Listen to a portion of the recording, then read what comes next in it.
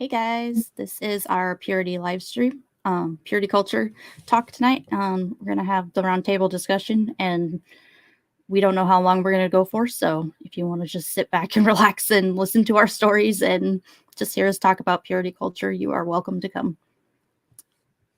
So does anybody want to go first? Maybe you should go first since you. Oh, okay, since it's mine. Yes, if you don't know me, I'm overprotected atheist. You can call me Tiffany, though. I grew up in the Assembly of God Church. They were very, very strict on purity culture.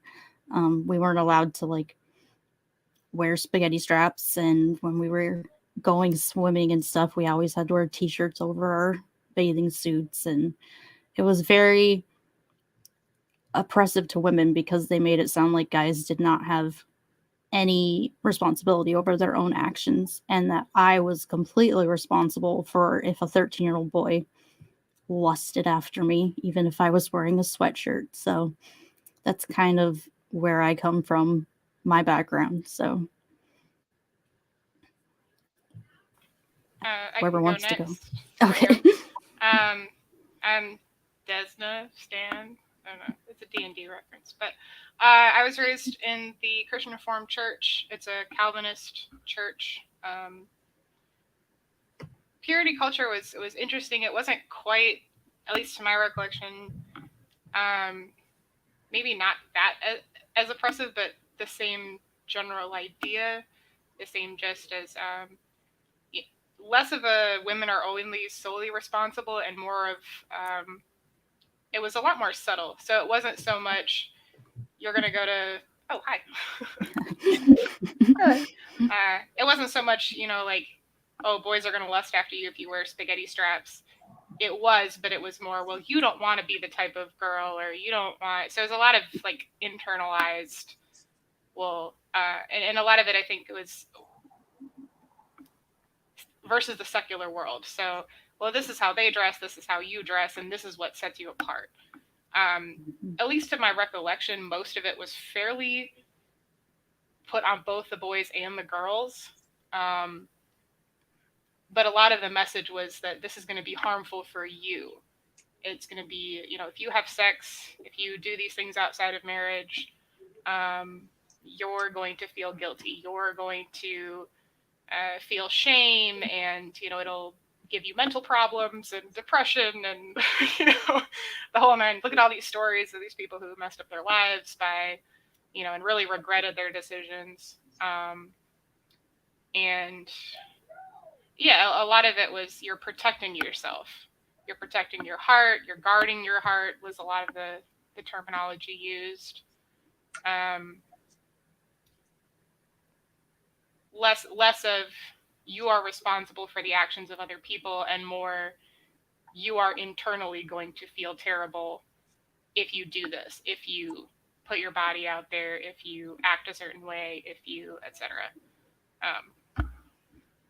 So that's it for as far as upbringing and denominational background.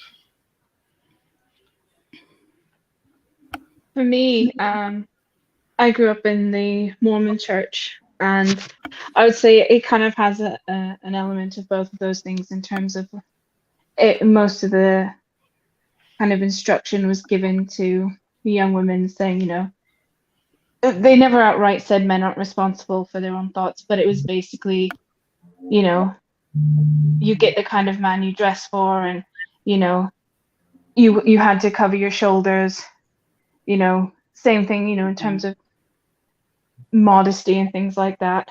But they take chastity quite seriously, in terms of it's the sin next to murder. The only thing worse than having premarital sex or masturbation is killing someone, or denying the Holy Ghost. It's the third worst sin you can commit, and you kind of get that drilled into you from quite a young age that you're responsible for it, and to a certain extent that if you dress immodestly or flirt with boys or whatever, then you kind of get what's coming to you. And there's like in the past, there's been quite a lot of what I would now say is dangerous kind of thinking in terms of chastity, because the presidents of the church have gone as far as to say that your virtue as a young person is worth more than your life. And that obviously has quite a profound effect on you if you think that, it's basically saying you're better off. Well, his direct quote is to preserve your virtue even if you lose your life. So, it's a really unhealthy way to think of, chastity and virtue and purity, is to say that your life is worth less than that. So it's quite, I would say, extreme in terms of beliefs and things like that.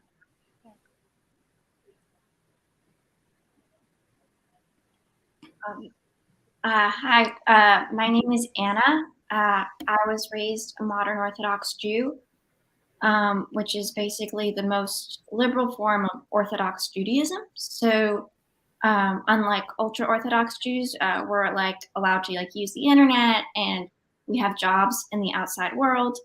But similarly to other Orthodox Jews, we follow like a strict code of Jewish law, which means like no using electricity on the Sabbath, and also keeping very strict dietary laws. And we go to Jewish schools that are, Orthodox schools. So in the school, there's also a lot of gender segregation. It's sort of changing depending on, which school and how strict this particular community is. But where I went to school, we were in the same building but had separate classes, and the idea is like modesty reasons, primarily, that like men and women, you want to keep them separate so that they don't do stuff before marriage. And then for 2 years, I went to an all-girls school, where I think that's probably where the purity culture, I guess, was the most intense. I want to be careful when I talk about this, because I think that the modern Orthodox community is really diverse, and you'll find some families within the community will be really liberal and they'll wear bikinis. And then you'll find people who, will be pretty strict and will wear only skirts that cover their knees and shirts that cover like their elbows. Like when I went to school, when I went to high school for a couple years, I had to wear shirts that covered my elbow. And, so each family kind of has their own sort of how stringent they are. I definitely like related to what you guys said about this feeling that girls are kind of responsible for provoking lust in men. That was definitely something that was drilled into me from a young age. And it was like a thing of like, oh, there's the bad girls. and if you talk to boys, you're like a bad girl. And, and if God forbid, someone gets assaulted, they're going to blame the girl for hanging out with a guy in that situation. And I've seen that happen to people. And even I myself did that when I was a teenager. I thought, why are you hanging out with boys? That's on you, Yeah. So, I don't want to say that the whole community is this. Like, I'm going to stress that again, and not everyone's the same, but there's definitely an aspect of that in the community. My turn. I joined late, so I'm catching up. Little intro. I'm Ames. I grew up Mormon as well, pretty Orthodox Mormon, and ended up at Catholic high school. So I got a little taste of a conservative Catholic take on purity culture as well. And my experience here, there's so much of it that is really in the silences, the things that aren't said explicitly. Where, by the time I was 5 years old, I had a really clear idea that like naked was a swear word, because it was just the kind of thing that was not uttered in my house. And so there's a lot about just the differences between how my sister and I were treated and how my brothers were treated. And obviously, like, just echoing my other fellow Exmo here, in terms of really strict culture, better to be dead than impure, which has really, profound psychological implications for developing people.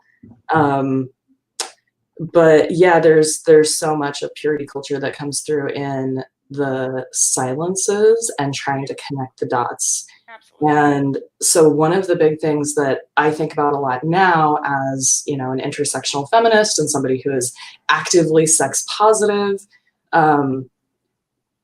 it's about the ways that you're not just responsible for other people's choices or temptations or that kind of thing, especially in a woman's body and purity culture, but that there's this like inherent sinfulness in having a woman's body that is, you're responsible for controlling it, even though there's nothing you can do. Like, you live in a woman's body, and just living in a woman's body is itself being in a sinful state and provoking sin in other people. And that's the part that is rarely actually verbalized, but comes through in all the silences.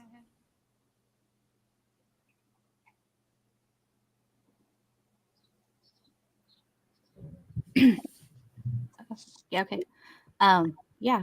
So now we can just talk about whatever you guys want to talk about with purity culture and I don't know, just some of the things you might have learned not being in it anymore.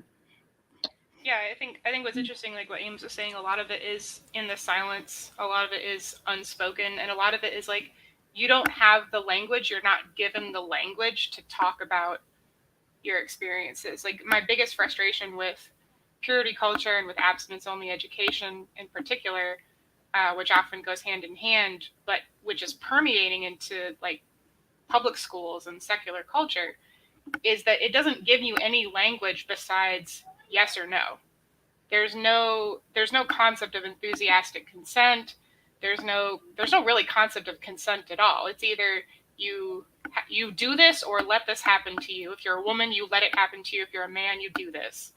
Because even though like my particular religious tradition, or at least my memories of the experience, did put responsibility on both men and women, it was different responsibility. It was women. I think the common phrase would be, women use sex to get love, and men use love to get sex. I don't know if any of the rest of you have kind of heard it encapsulated that way, but so it was very different levels of not levels of responsibility, but different types of responsibility. And so being a woman who had sexual desire was not really a thing. It was kind of like, this is something that you tolerate within the context of marriage. This is something that's beautiful with the context of marriage, but there is no language. There is no discussion of, this is what consent looks like. This is, it's like everything. If everything is sin, then what is sin? How do you have the language to describe sexual assault or rape or sexual harassment if your only concept is, this either happens or it doesn't happen? It happens after marriage and it's good, or it doesn't happen before marriage, period. And so if it does, that already is a sin, and there's no nuance for consent or any of that. I feel like I'm getting repetitive, but that's been my biggest frustration after the fact, is having to figure all that out. And on a personal level, I around at the age of 29 figured out that I am gay, and did not know this. And largely, purity culture was pretty much responsible for that, because there was no language for non-heterosexual relationships. I had no concept of that when I was younger. I had no idea how to explain what I was feeling, what my thoughts were. When I was younger and I didn't really have sexual feelings towards men. I thought I was just super good at purity culture. Like, hey, look at me. I'm not gonna kiss anybody till my wedding day because I have no intention of kissing boys anyway. So it's like I just had no. Yeah, I just thought I was really good at it. And then when I did eventually, have a boyfriend, have relationships, have sex with a boyfriend, when I felt absolutely nothing during that, it was like, oh, well, obviously purity culture was wrong, because I was taught that when you have sex, you're going to feel connected to that person for the rest of your life, that that you're not going to have, you'll never be able to get them out of your mind, that a piece of your heart will go with them. And I felt none of that. I felt absolutely no emotional connection whatsoever in sex. And that was like a constant for years, where I thought, yeah, okay, casual sex, no problem. I have no emotional connection to sex, and that's just how I am. I'm just, and until I had a relationship with a woman, and then I was like, oh no. But I don't get mad at myself too bad for that, because it's like, I didn't know. I had no concept of that. Like, I thought I had my life figured out. I thought that, well, yeah, of course. The lesson that I took from, boy, sex with a man really isn't all that big of a deal, and I don't feel anything at all. The lesson that I took was, oh, my upbringing was wrong. Not, hey, honey, you're probably not into dudes. So that's I think where purity culture really, really just robs you of the language to describe your own experiences, and to figure out who you are. Who you are, how you relate to other people, it's integral. And to not have any language at all besides "don't do it" is very harmful.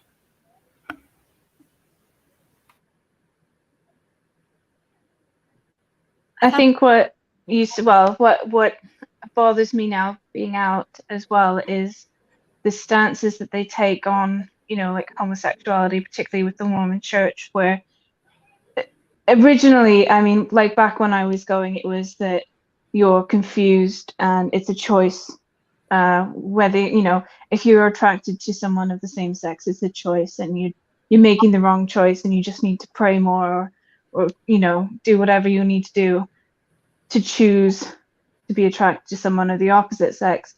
And they've kind of backpedaled on it a little bit now, saying it's not a choice, even though it's still, sinful in quotes. But I think it's hard for me to now to watch people, watch the kind of propaganda that they put out about it. They've made a couple of films about it, and I kind of in a similar way didn't realize until I was in my 20s that I was attracted to both men and women, because I always just thought, oh, well, I'm not looking at women in a sexual way. I'm appreciating them for, how they look. They're, beautiful, blah, blah, blah.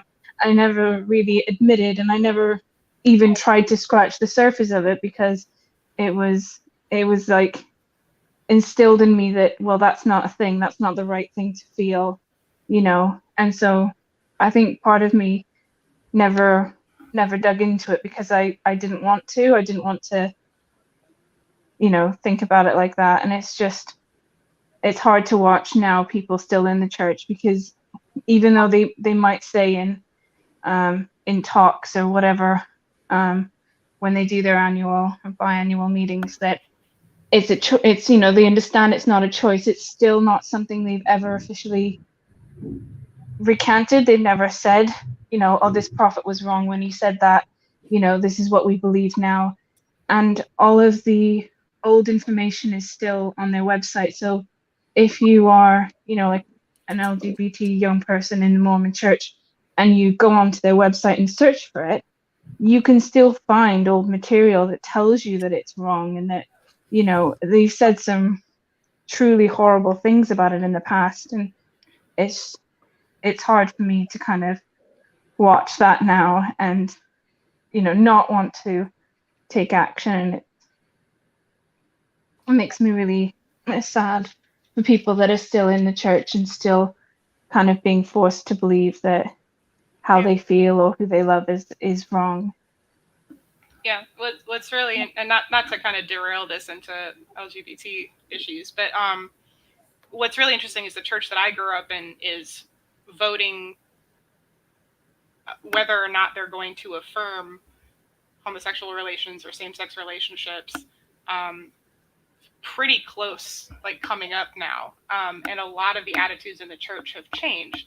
But what's interesting is that I don't think they've contended with how deep the culture permeates, where just saying we're not going to throw you out of the church for, being a woman married to a woman or being a man married to a man, that's not going to really be enough to affirm. Because again, for me, it wasn't necessarily, hey, if you're gay, we're going to hate you and we're going to throw you out of the house. I wasn't raised in a homophobic environment to the point of it being, we hate you and we'll never accept this, but more, it just wasn't talked about.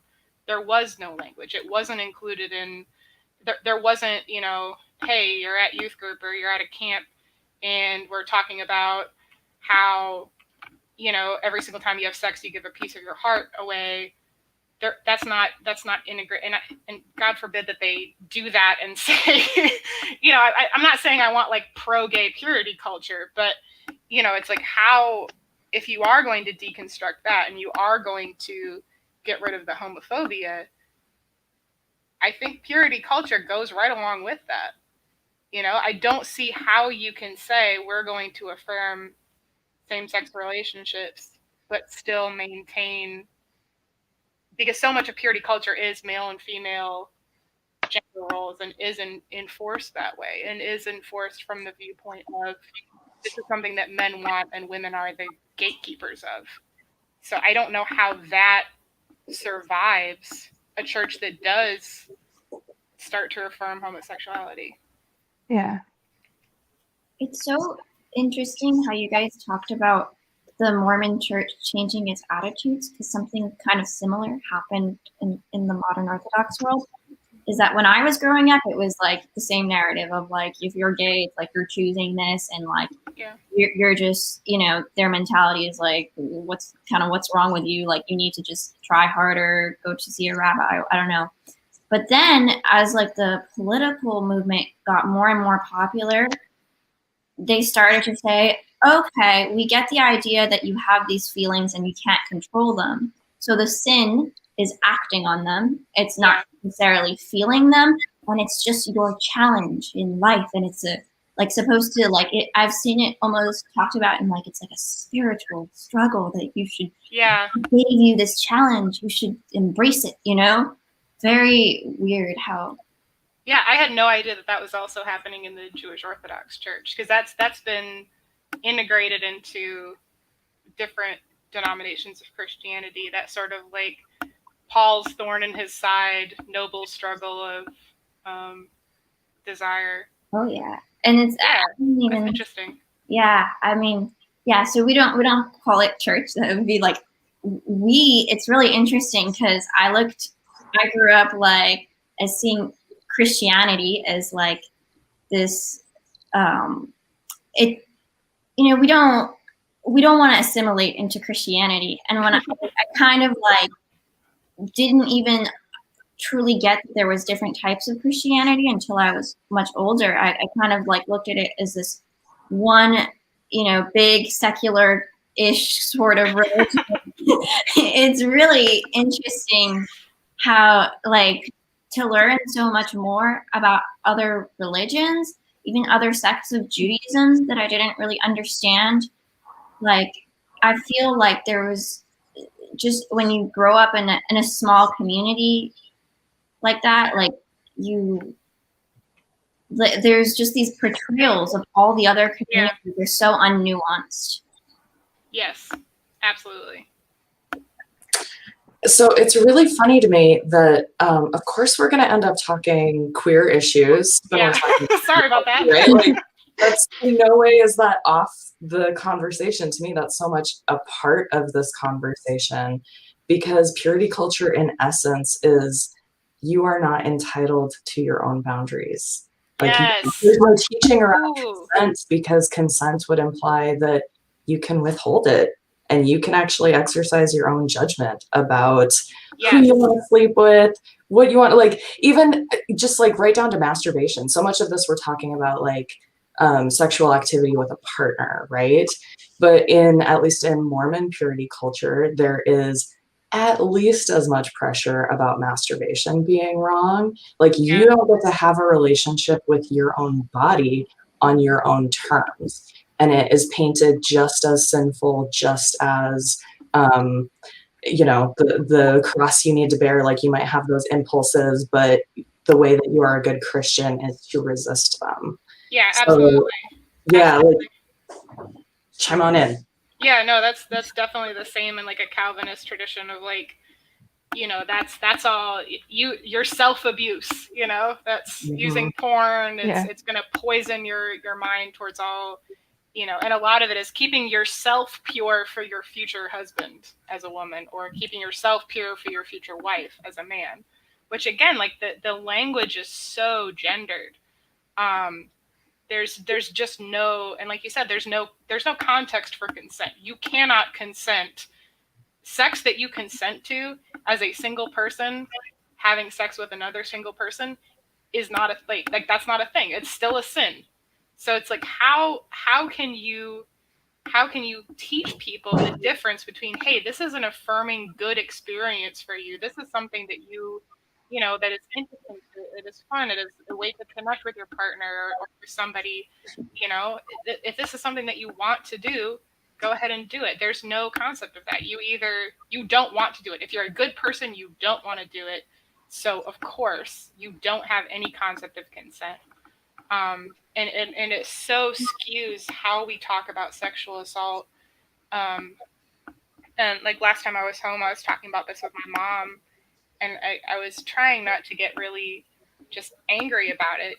My mom had been a victim of early childhood sexual assault and molestation. And she was kind of talking about those experiences in the context of, oh, well, it made her, really desperate to find love and really, vulnerable. And it's like, well, okay, I get that. And I don't want to take your story away. But at the same time, like, you should not have felt any shame whatsoever being a victim of that. But there's no nuance. And it's not that she was explicitly told you were responsible for this, as people are in some denominations. But it was, she felt inherently that no one would love her, that no one would, that she again did not have any concept of, hey, this can be something that I enjoy, this if I choose it. If I choose it, this is a good thing.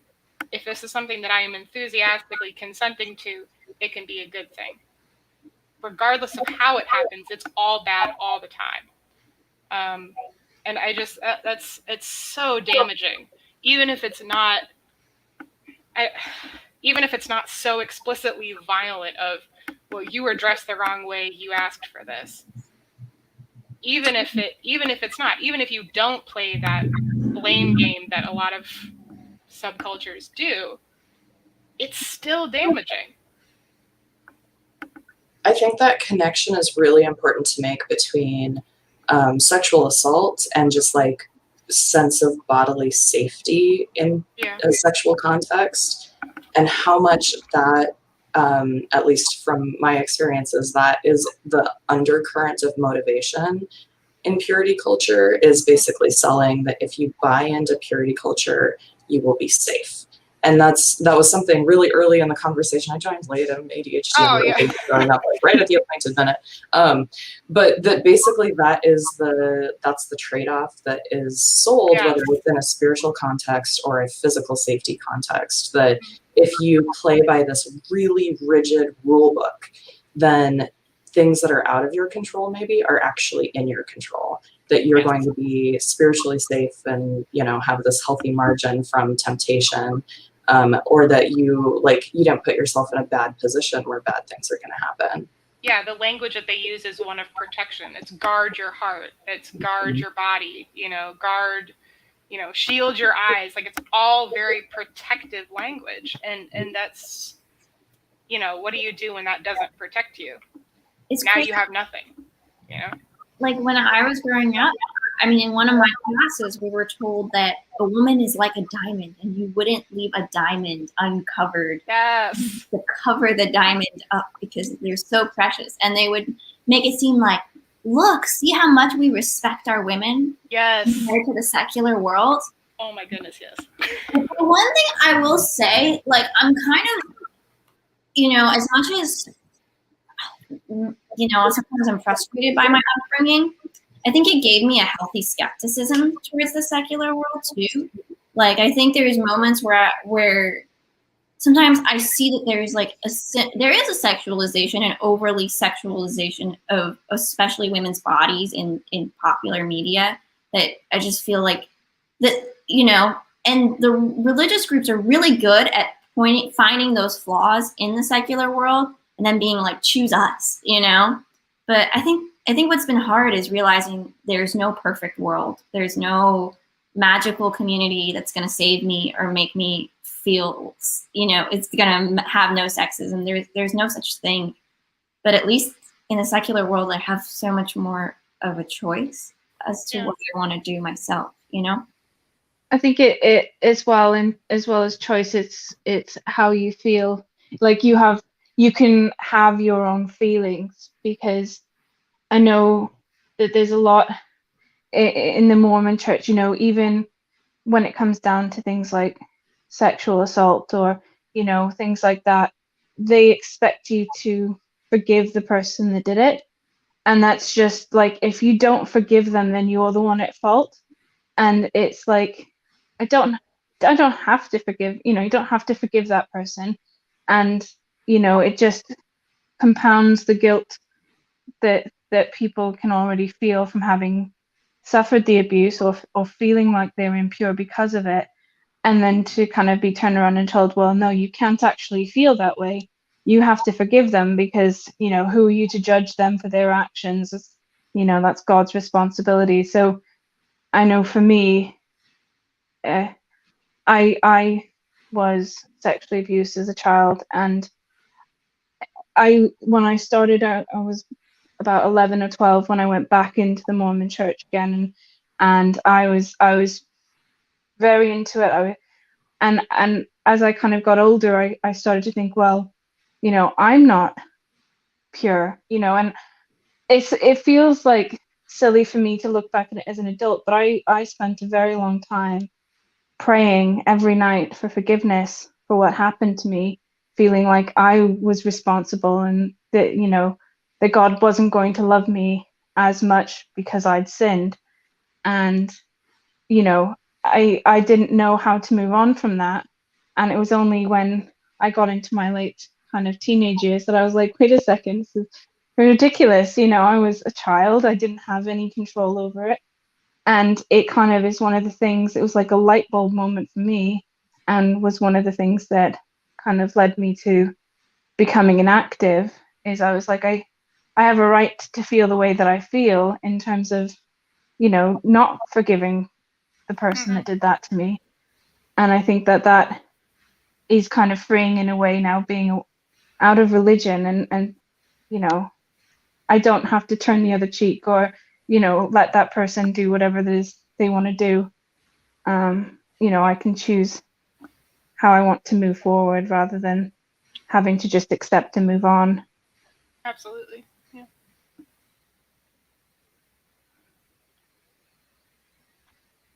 I think, kind of looping back to something that Anna was talking about, like, what was interesting for me when I first left the church was that there seemed to be no there's no gray area, and not gray area in terms of like morally gray area, but it's like you're either in the church or you are a hedonist. There's no concept of like, well, I'd rather not have, hey, I want to wait in this relationship. It's like, once it doesn't give you any rules for how to appropriately engage in a way that you personally feel comfortable. It doesn't give you any inherent personal moral standards or just personal, this is how I would prefer. Hey, I want to have 4 dates with somebody before, there's just no, it's kind of the comparison would be for like drinking. It's like if all you're ever told is don't have alcohol, don't ever have alcohol. And then the first time you go and have alcohol, you have no limit. You have no concept of like what's an appropriate amount of alcohol. Yeah. And I think certainly I did experience some of that with sex. It's like, I mean, shoot, I grew up and it was a sin to do laundry on Sundays. So it's like if your entire concept of right and wrong is skewed in that manner, you really have to rebuild your own moral standards with sex, with relationships, with everything else. Even to a terms of what does a good partner look like? What should I be looking for? If it's only just, well, do they love God and are they keeping themselves pure? That doesn't really give you a lot to go on, because there's a lot of really nasty people who are in the church and who are virgins before marriage. That doesn't say anything about their character. It doesn't say anything about who they are as a person. So you don't really have any standards. You don't really have any independent, and like what you were saying, like having feelings, having your own feelings invalidated, and being told you have to feel this way, you have to forgive this person, you have to, rather than an inward focus on what is going to be best for me. And that's considered selfish. To think about your needs and what you want, that's being selfish. You can't have that. So, I mean, it's really on every level. It robs you of your ability to just function in your own body, in your own mind. On that note, I think a really important point in thinking about purity culture, we think about the chastity end of the spectrum, but purity culture in essence is also procreation culture. Like there's so much emphasis on chastity before marriage, and that you will have all of this great sex when you're married, right? Like, Yeah. it's all part of one story that's being told. And so the boundary issues about like you don't get to make those choices. You don't get to have your own compass about who you want to sleep with and what context. Like that also applies even in the fiction, like you're married and now you can have sex. Those boundary issues, the lack of consent, emphasis on consent and bodily autonomy, and like, is this a situation that I feel excited about being in? All of those issues still present when people get married, and they've been told this whole time, like, this is bad and wrong and terrible, and you cross a threshold and flip a switch, and all of a sudden it's great and awesome. Yeah. I know some people who were raised in purity culture and got married, and like their wedding night or the first couple of weeks or months that they're married, years that they're married, are awful because the narrative fed to them that sex is bad and wrong doesn't go away. That stuff is burned in. Yeah. And there is no sense of like, I get to make choices for myself, and when does this feel right to me or feel good, or like there's none of that. And so then even in the context that people are told, like, just persevere and you're going to get to the light at the end of the tunnel, and then you can have all of this great sex that's holy and not a sin. And then people get there and still feel all of these awful feelings, and they don't know how to talk about sex, and they don't know how to talk about their bodies. They don't know how to like figure out what they actually want. And that's a piece that I think, we've got to talk about both ends of the spectrum of purity culture. It's not just the chastity. It's that you are to some degree told that you're going to be obligated to have a particular kind of sex in a particular context. Yeah. And that's just as damaging. Yeah, it's crazy because for us, we have rules where even if you get married, you're not allowed to have sex on your period, and then 7 days after you can't have sex. So that's like depending on your cycle, can be like half your life, you know? And I, you know, like that was one of the things. It was like, you're telling me like to wait until I'm married to, and like, but there's still restrictions. Like the restrictions never end. They never go away. Yeah. Well, and what's interesting is you have like psychologically what it would do to you to have this thing that has been awful and sinful and you know is going to make you feel terrible your whole life, and then all of a sudden you get married and it's like, now it's beautiful. I think what? Like, Yeah. how do you, like, it's such a self-fulfilling prophecy that like you're gonna feel, you know, this is gonna be, you're never gonna forget your first person that you have sex with. You're never gonna, you know, again, and like the issues of consent within marriage, you know, that hey, you're not obligated to do this once you're married. Not all sex within the marital relationship is good. If it's not what you want, if it's not, you know, in a way that's fulfilling your needs, if it's not, you know, and all of that nuance is just gone. It's just absolutely gone. And what's terrifying is that this is not just in the church now, because there is like state incentivized abstinence only education. I come from, you know, an educator background, and so I went to a Christian college, and in my education psychology class, my paper was actually on abstinence only education and why it fails. Because I wanted to tick everybody off, because why not? It went over real well. It did not. But so that's what's terrifying, is that this is not just something that happens to people who choose to raise their children in the context of the church. Like, a lot of parents who might not have these beliefs and might not want to be raising their children with their beliefs are now, like, especially the evangelical culture, is incredibly successful at permeating this into the secular culture and giving abstinence only sex education. I went to a non-Christian charter school, nominally non-Christian charter school, and our sex education was just, here's how to be a lady, here's how to be a gentleman. Women, here's what your parts look like, kind of, but it's like the internal anatomy. That's it. Okay, don't do it.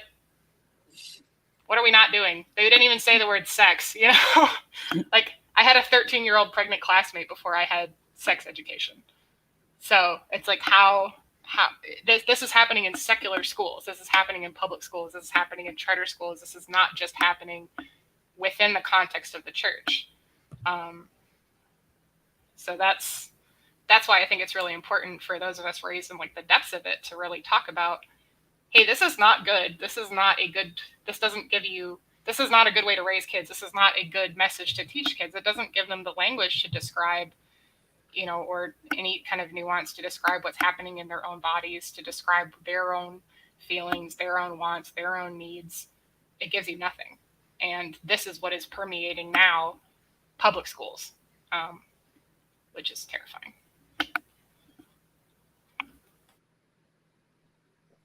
It's so interesting to hear that, because I was always told growing up that like public school is like, I was so scared of public school growing up. I don't know if anybody else relates to that. Yeah. I guess the 13-year-old pregnant girl is like what I remember. But it's crazy to think that this ideology, it's just like, it's so everywhere. Like there's nobody who can escape it. It makes me think, you know, like some of the purity culture, sometimes it can be completely irreligious. Like my mom was born in Iran, right? And you know, her family is not particularly religious, but they still have like all these kinds of like social norms, I guess, that were common back then in Iran, that are like very purity culture, like don't have sex till you get married. And it's not even like these people aren't keeping strict Jewish law. It's not because they're so religious. They're not praying every day. Like But those ideas, like, it's so strange. Like, of all the things religion tries to put in society, this is the one that sticks. You know, it's weird. Yeah. Well, it's a culture war. You know, it's not just a religious context. Go ahead. Sorry.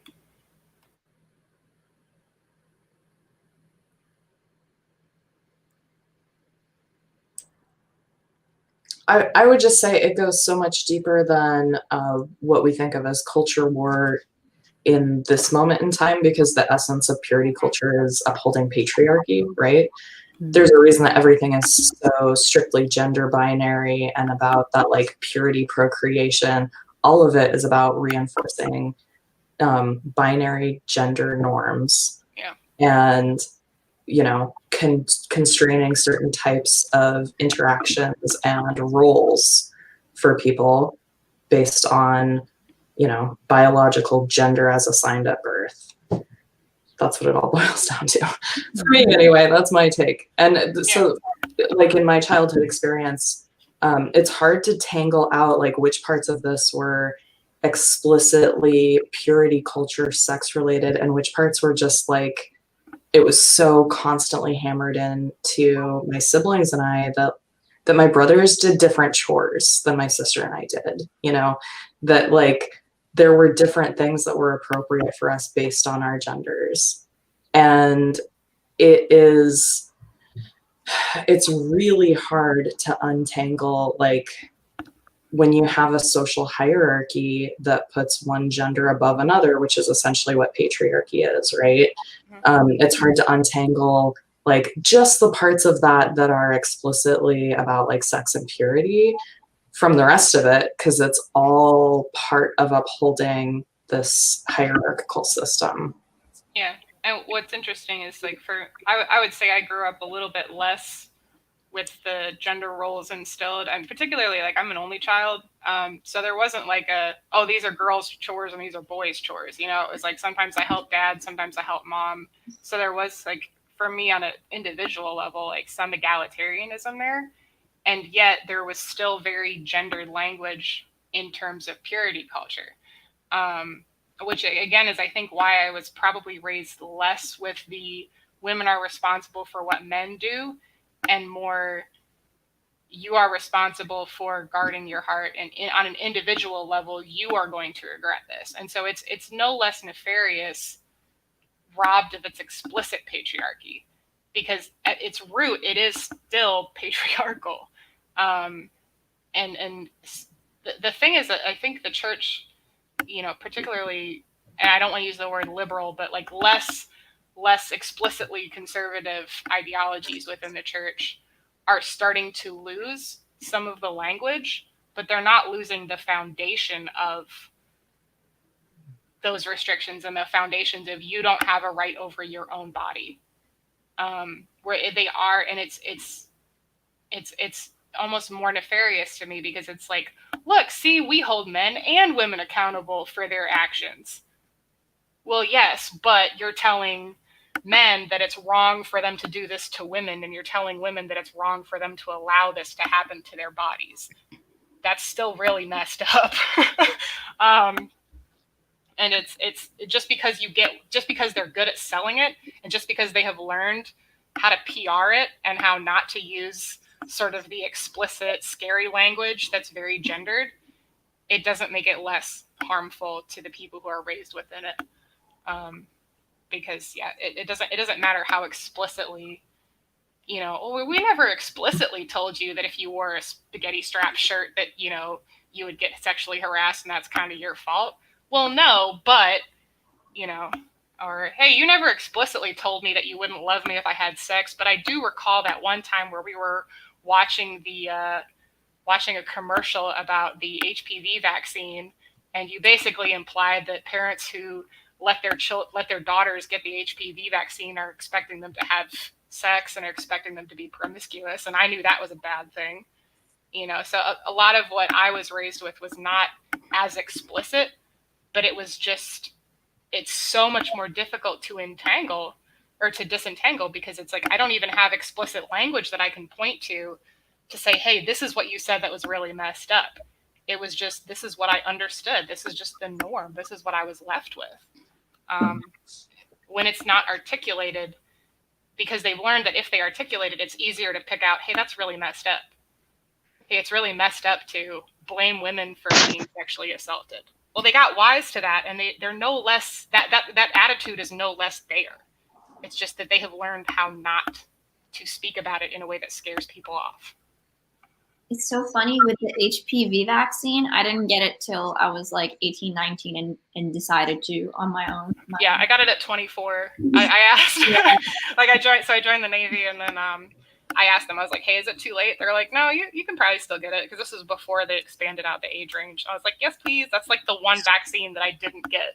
Same. And it was my choice. The thing is that it was my choice, because I didn't want to be like one of those girls. Like my doctor, I explicitly remember the conversation with my doctor where she said, well, you sure you don't want to get this? I said, no, I'm not going to have sex before marriage. She's like, well, what if your husband has? I said, well, I won't choose that person then. I had this discussion with the doctor. I was being such a good Christian and such a good guarding my heart, purity, culture warrior, that I made that choice for myself. And like that disconnect between like what your actual, like, did I actually believe that? I don't know. I have no personal, I didn't own my own experiences. I owned being within, either I was in the culture or I was not in the culture. I had no, I don't know, like the idea that I advocated against getting vaccinated myself. It wasn't my parents said, you can't do this. They said, it's up to you. Yeah. It's like one of those things where they kind of use that sort of things to make you feel better about yourself, because they'll be like, it's your choice, but if you make this choice, we'll all be very proud of you, and this is the right choice to make. And of course you could make the wrong choice. They never outright obviously say right and wrong, but it's kind of implied that there's a good choice and a bad choice, and you're free to choose, but and then you can kind of be like, well, I feel you kind of, for me at least, there's certain things like that makes you feel like you're better than people who made the wrong choice, and you're spiritually more pure than other people who made the wrong choice. And it's just, it kind of is part of like sucking you into that, because it distracts you from like the actual truth of things, which is, I think it's like one of the reasons why it's hard for people to actually kind of get out, is that you're distracted by things that make you feel part of that community, that you don't want to make wrong decisions because you like feeling good and you like feeling part of the community, and it's hard to then kind of question. Yeah, and you're participating in your own indoctrination. You're participating in your own restrictions, your own subjugation in many cases, as far as going back to the patriarchy, like you're willingly participating in this, and it's being framed as a choice, because we've learned that the language of choice is good, but it makes it a lot harder to disentangle yourself from it, certainly. So you said something about like the PR job that I think is really interesting and important. The language changes, updates, softens, sounds like progress, right? Without actually changing anything in terms of attitude, behavior, all of those things. And the updating language is really important, as I see it anyway, in that piece of feeling like, okay, I'm making choices, I'm staying in this, I'm the one who is driving stuff, because that language is like the softening and the appearance of progress through the language is where people who might otherwise eject or be skeptical or say, hey, this doesn't feel like it's my choice anymore. Those people they're the margin who will stay in versus leaving based on that language changing. So there's this really interesting phenomenon more generally, like not just in purity culture, but where the language of progressive movements ends up being co-opted by more conservative or regressive elements and recoded. So they're using the same words to mean something kind of the opposite of what it initially meant. And you see that a lot in like purity culture, evangelical culture, a lot of conservative culture using the language of feminism, of choice, the language of bodily autonomy, Right. when they're actually talking about the exact opposite of that. But because the language is the same words, there are so many people who it's like it passes the initial critical thinking test. Like this is a choice I'm making for me, but not really, you know, it's surface level. That element of choice, the element of like feeling empowered, only goes language deep. It doesn't go below that to the actual values. Yeah. And what's interesting is that like they will turn that around and accuse the secular culture of doing that same thing, where they say like, oh, well, the secular culture is going to say that you're going to feel empowered when you have, you know, they always go extreme, you know, like when you're posing on the cover of Playboy and having 6 abortions. It's like, yeah, that's the dichotomy, you know, like it's either I'm heterosexually married by 19 and having nice, happy, procreative sex with my one, you know, equally pure husband, or, you know, I'm sleeping with anybody that moves and I'm on Playboy and I've had sex. You know, it's like, okay, there's like a whole spectrum in between there. You know, and that doesn't exist. You know, they so it gives you this false choice between something that is extreme and staying with us. So of course I'm not going to pick the extreme. And like for me especially, like leaving the church and trying to have any kind of discussion at all with my parents about, you know, lifestyle choices that I had made for myself without feeling like I'm just confirming everything that they're told, where as soon as you leave the church, you have absolutely no self-control. You have absolutely no, you know, but again, they're using that. They're using all the language. They co-opt all of the positive language. And so when you leave, you're like, okay, well, now what do I have left? You know, am I an empowered woman because I chose to, well, yeah, if that's what you want. And sort of, you know, the idea of the straw man of setting up, well, this is what secular culture is going to expect of you. You know, they hate that women want to be stay-at-home moms. Well, no, I mean, if that's what she wants to do, great. Cool. You know, and learning what the secular culture was actually saying, as opposed to having everything filtered through this film of, well, this is what we're going to say that. You muted. You muted yourself. Sorry. Bad confusion. At what point did I mute myself? I don't know. Anyway, basically just that they're speaking on behalf of the world, and then when that's all you're taught, you have no way of refuting that. You have no, and now it makes you scared to participate and to leave the church because you've been taught that everybody who's outside of the church is this hedonistic, you know, self-interested, just awful people. And so now you feel like you have to model. I don't know. It makes it very. It's not a free choice to leave at that point.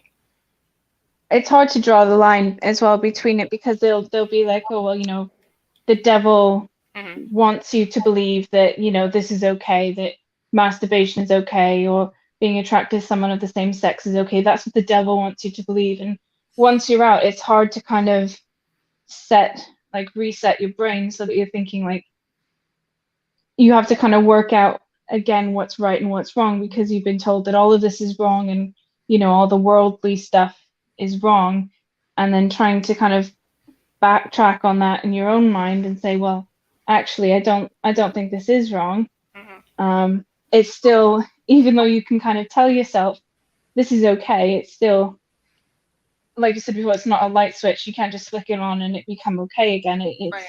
It's something that you have to kind of work through and get over, and it's really difficult. It's probably, in terms of like purity culture and things like that, I'd say it's probably one of the most difficult things to to try and kind of learn for yourself what is okay and what you actually feel, Yeah. because you've kind of been programmed to believe this is good, this is bad for so long. It's kind of hard it feels wrong, and people can say it's not wrong, it's right, it's healthy, or whatever else, but it's still kind of hard to break down that barrier in your head that's telling you that what you're doing is wrong or sinful. Yeah. I found adjusting to the secular world's way of sex to be very hard and still very difficult. And I think something that I also struggle with is, doing things just because they weren't allowed and Yeah. the way I was raised in. Mhm. And doing things just because they weren't allowed is almost letting the rules that I was raised with have as much power over me. Because sometimes I found myself doing things that I totally didn't enjoy and didn't like. Yeah. Just to be like, fuck you, And Yeah. it was like this moment of it's still holding me. Like it's it still has me. Like I can't escape it. And, it's really difficult. I feel like to this day, I don't have a good relationship with sex, if I'm being very honest, Yeah, and that's kind of like what happened to me in leaving the church. And it's like, well, okay, I guess there are no rules now. I can just do whatever. I can have, I can be promiscuous. I can sleep with a bunch of guys, and it's no big deal. Guess what? They were totally wrong. I can sleep with all my friends, and it's like, is this actually what I want? And the answer is no. I'm very gay. I don't want to have sex with guys. I wasn't, and it was just, of course your body feels good, so okay, that's it. But like, there's no sense of, hey, this is going to emotionally feel good. Hey, you're going to feel connected to somebody. Hey, you're going to, I had to build all of that from nothing. And yeah, kind of going haywire into a more, well, okay, if I've learned that, hey, how I was raised was kind of messed up and didn't give me a lot of autonomy over myself, then the opposite of that must be good. And that's not necessarily true either. And I think a lot of things that's similar with leaving the church is also trying to find another group to be a part of and to take all your moral cues from, and not really interrogating and deconstructing that, well, if this is what group I belong to, then this is what I believe. Like, no, guess what? You're allowed to have your own individual standards, your own individual beliefs, your own individual, this is what makes me feel good, this is what doesn't. And that's okay, even if it doesn't totally match up with, hey, I'm an atheist now, so then I must believe this, this, and this. Well, no, not necessarily. I might not agree with everybody who also has the same ideas about God as I do. And again, just having to build all of that framework from scratch as an adult is very difficult. It's like, for me, I was raised not eating any shellfish and not eating any pork, right? And when I grew up, I tried to eat it. I tried really hard because I wanted to be like a good, rebel. And at some point I realized I just don't like it. And yes, the reason I don't like it is because I was raised not eating it. That's obvious. But like, is forcing myself to eat this or forcing myself to do, even if you have some conservative preferences, it's okay. I think the problem with religion is you start telling other people what to do, and you start saying, if you want to go and be monogamous and wait till marriage, like, go you. Like, that's great if that's your choice and that makes you happy. Yeah. The problem is telling every single person that they have to be the same way.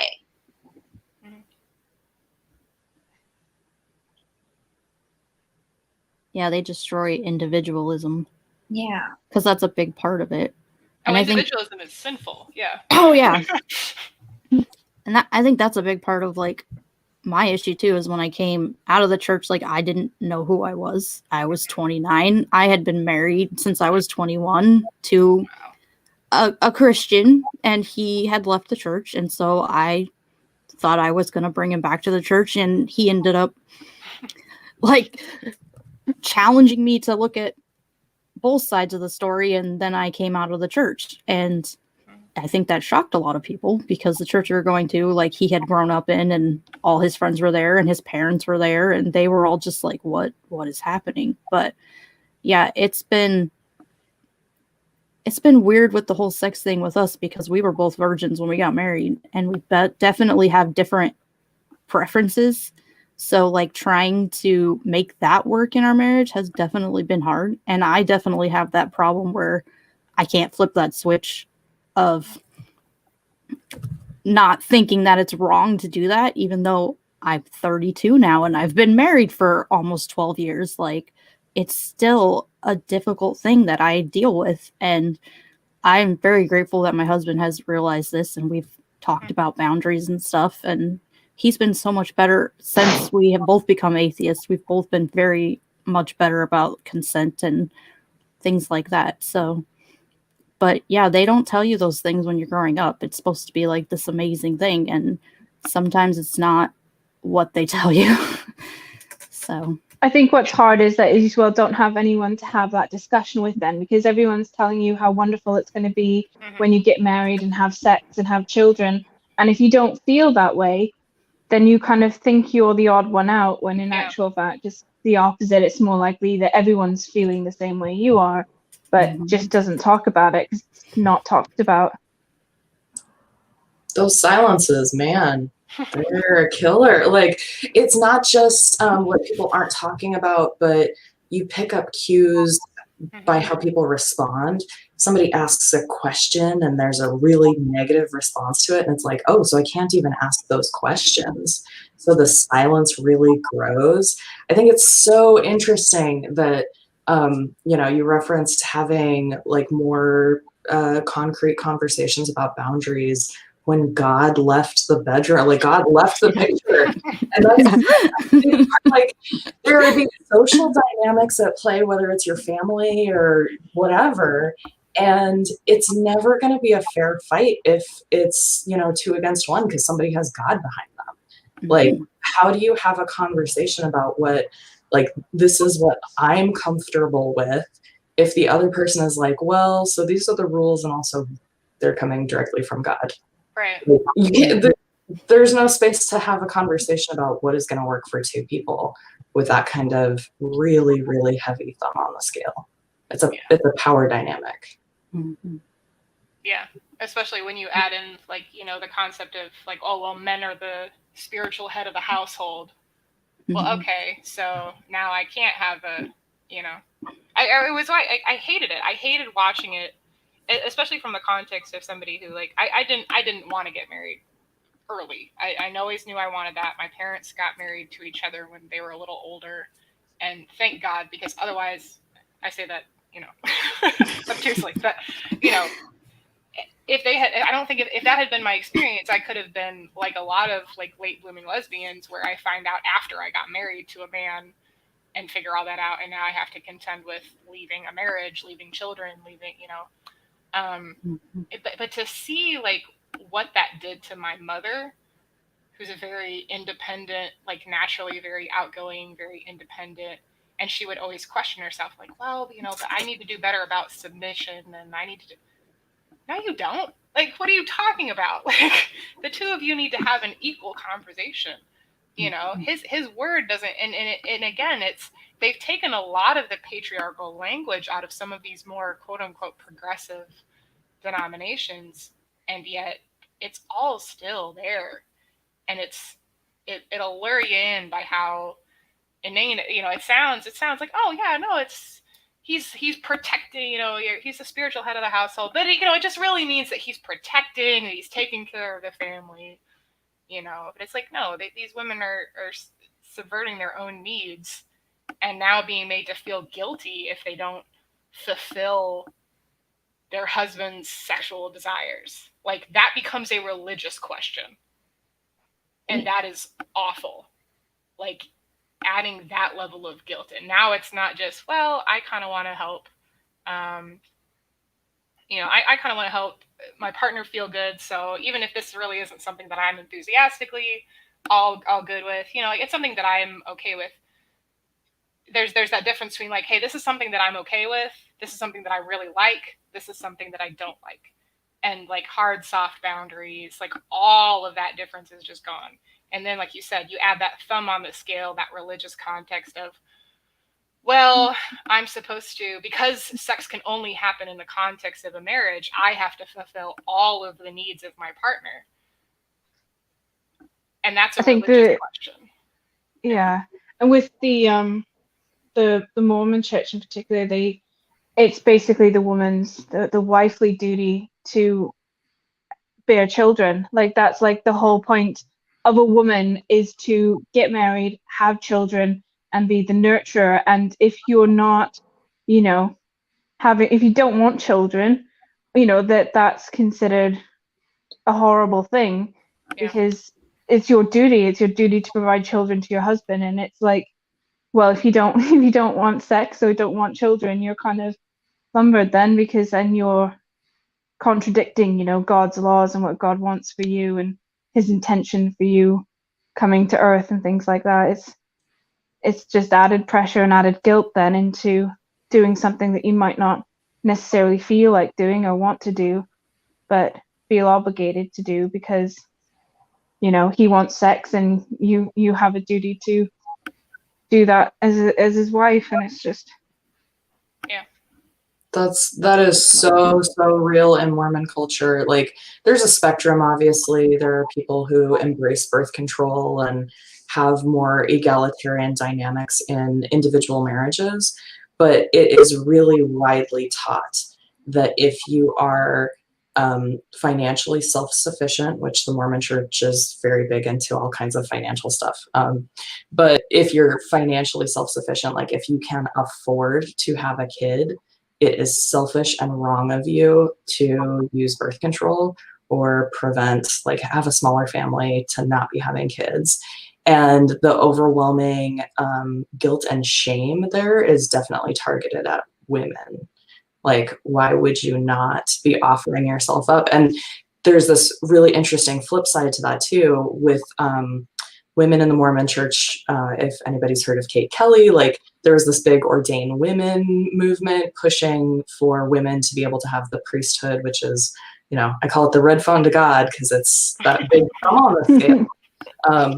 And women who have pushed for that, women who talk about inequality in the really heavily patriarchal culture of the Mormon Church, are regularly met with the response, women are just as powerful as men. Men have this priesthood power, the red phone to God, but women have procreative power, and men will never be able to have that. And so you're just as powerful and important and sacred and all of these other things as men are, but it's, just in your uterus and using it.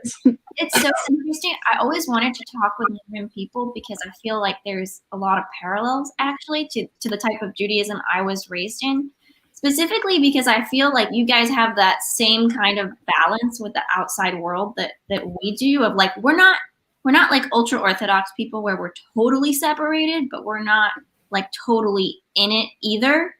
We're in the world, not of the world. So that's the word. Exactly like that. I just, in my high school, they literally played that song "Modest is Beautiful" that the Mormon Church made it. They played it in my high school. It was like, even though. So really, like, it sounds so similar in that way, which is, it's cool to see that parallel. Yeah, in the world of the world is also a thing in both like Calvinist and Arminian traditions, which is it's a pretty like common through line, I think, through a lot of these religious subcultures. It's interesting because I spent recently, I've talked to a lot of more ultra Orthodox Jews, like people who were leaving ultra Orthodox Judaism, and I felt like I couldn't relate to them quite as well either because they literally don't use the internet. They don't. So it's a much more difficult thing what they go through, but it's kind of tricky sometimes, just like wanting to fit in somewhere, and I don't feel like I grew up secular either. Yeah. Yeah, you have this in between, like, Well, I guess I wasn't. It's why like I've always noticed that I like reading. I don't know. I read a lot of books from people who are raised in like very very extreme cults, because it's I don't know. There's something about it that's just it's like okay, well it feels validating. Like well at least my upbringing wasn't that crazy. Like which is wrong, But and the weird thing is it almost gives me like a more extreme version of my own upbringing to wrestle with so that I don't have to necessarily touch the specifics of how I grew up because a lot of the themes are the same, like the whole, is it like the Duggar family, like the 19 kids and counting? Like, okay, I wasn't raised like that, but that is just a more extreme version of, that's the end point of a lot of what we are talking about and a lot of what we were raised with, and I think it is interesting to try to interrogate it from that context in a way that's removed enough that you can at least have a conversation that doesn't feel like you're attacking your own everybody that you know and care about and the people who raised you. And, it's like I don't have to be angry at my parents.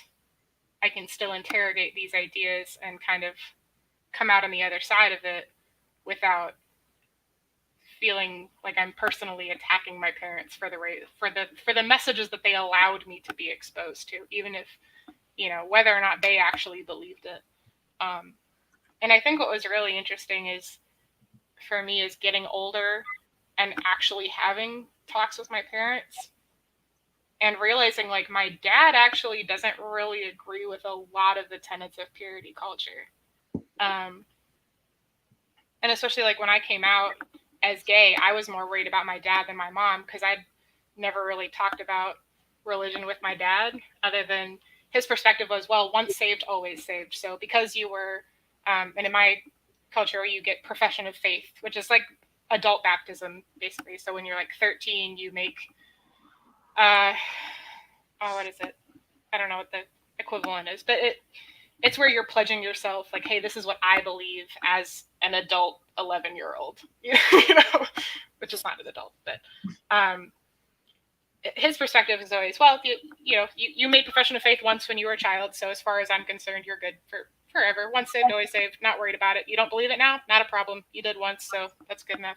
So he and I had never really talked about religion or about me leaving religion or any of that. It was kind of just the thing we don't talk about. So I was very scared to come out to him.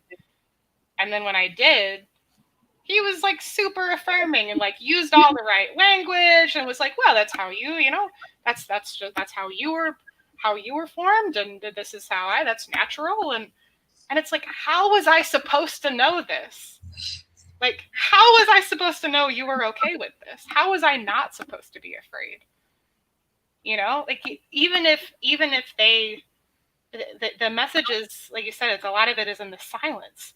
So if you are playing Rush Limbaugh and Sean Hannity on the radio, even if you don't explicitly say, hey, we don't actually agree with this part, I'm just going to absorb it by osmosis, And so there's no interrogate. Like, it's like, they're so afraid. They have such a fine-tuned concept of how these cultural messages can impact young people's minds, but they're not interrogating the cultural messages that come from within the church that might be harmful, even if they don't personally agree with it, or if they do personally agree with it. It's if you have a concept that I should be protected from certain ideas, where's the protection from some of these, even if you can articulate negative parts of purity culture, even if you can, what are you explicitly teaching me that counteracts this general cultural spoken and unspoken social norms, I guess? I'm a really big advocate of like, go ahead and just be mad at your parents. The flip side. And I like, I'm mid-30s and processing a whole lot of like religious trauma, essentially. And the things that I am most mad about with my parents are the silences where I was filling in the gaps. And I ended up with a much more conservative upbringing and much stricter sense of like purity culture and internalizing that chewed gum bullshit that like my mom didn't, she wasn't totally on board with all of that, but she didn't speak up and say, like, she didn't protect me. She didn't like, there are ways that she didn't verbalize, and in those silences, like I got much more, I got a heavier dose, you know, like the culture that came through was not filtered in ways that it could have. The adults in the room didn't push back in ways that would have been really, really meaningful when I was developing and understanding, like, are we allowed to disagree with this at all? Are we allowed to ask questions without getting some kind of really big negative response that like asking the questions is itself a really bad thing?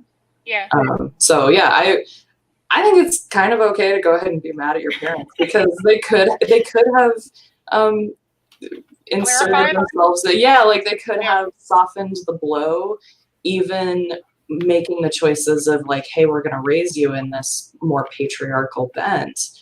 Like the ways that they disagreed with it, I feel like that was, there's some kind of obligation. I'm not a parent, and you know, I would eat all kinds of crow if I was, but because there's no way to not screw up your kids. So lots of forgiveness too, but like you can also kind of be mad because there are ways that there's injustice or like added trauma, added weight to your experience in those silences where like maybe you're, you know, I know for my parents, my mom was a convert, so there are lots of things that she was a fully formed adult when she met this church that she joined, and it was a very different experience for her than it has been for me or for my siblings, where our entire understanding of like the world, our own identities, how we're able to relate to our bodies is all shaped inside this box where there's a really heavy thumb on the scale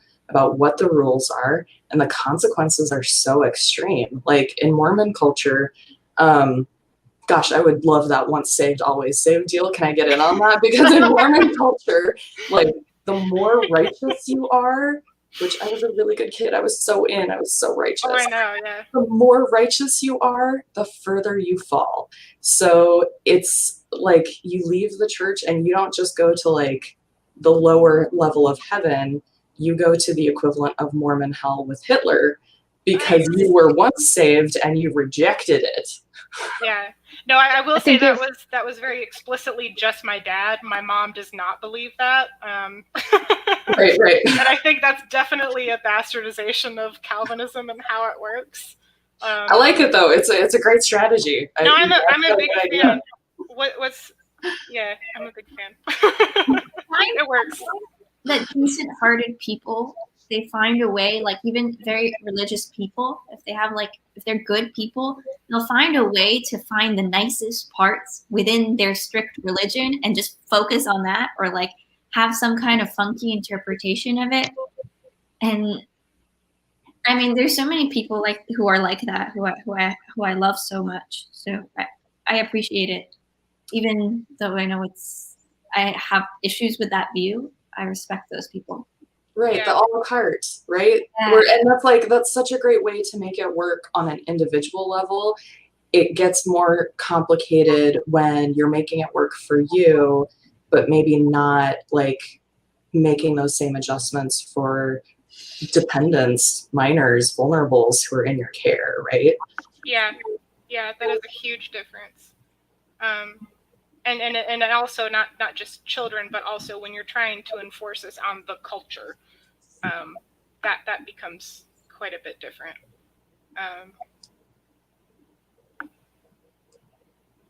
It's hard. Oh, sorry.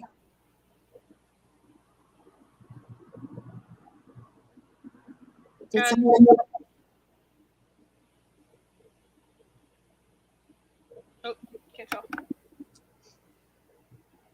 Okay, if no, I was just gonna say that, like, I relate to what you guys are saying about like being like a good kid and being one of the more religious kids. I think, you know, that's been, I think, one of the hardest things for me personally is that I was a very, like, in my personal life as a teenager, I really believed in it. Mm-hmm. I really saw the whole world that way, and in some ways it was such a comfort because I love God, and it was like, you know, your best, like, imaginary friend, you know. It was like I would write all my diary entries, dear God, and Oh Lord. it's Yep. pretty cringe. But like, I really, like, anything that would go wrong in my life, I would be like, God has a plan. And you know, anything that went really bad, I just kind of had this like vague faith in that everything would work out in the next life. And one of, I think, the most painful things about like losing my religion was like getting to this point is having to accept that the world is not that great, that it's, I mean, at least in my perspective, a lot of these things are random. The people I love are gonna die and I'm not gonna see them again, like, and sometimes I ask myself, was I happier when I was religious, you know, because it was so comforting. And I think I was happier in a way, but also a lot less free. And I feel like I believed so many lies. I don't know. Well, it's back to I protection. yeah. Sorry, go ahead. No, it's I was just gonna say I think I felt a lot of the same, you know, when I left, and you know, my father died when I was still, you know, believer in God and things like that, and I was just like, you know, it's all fine, you know, I'm gonna see him again, and you know, becoming an atheist and then realizing that, you know, that's not the, like, in my beliefs, it's not the way it works, and you know, not being able to see those people again is something that was really hard for me to kind of accept.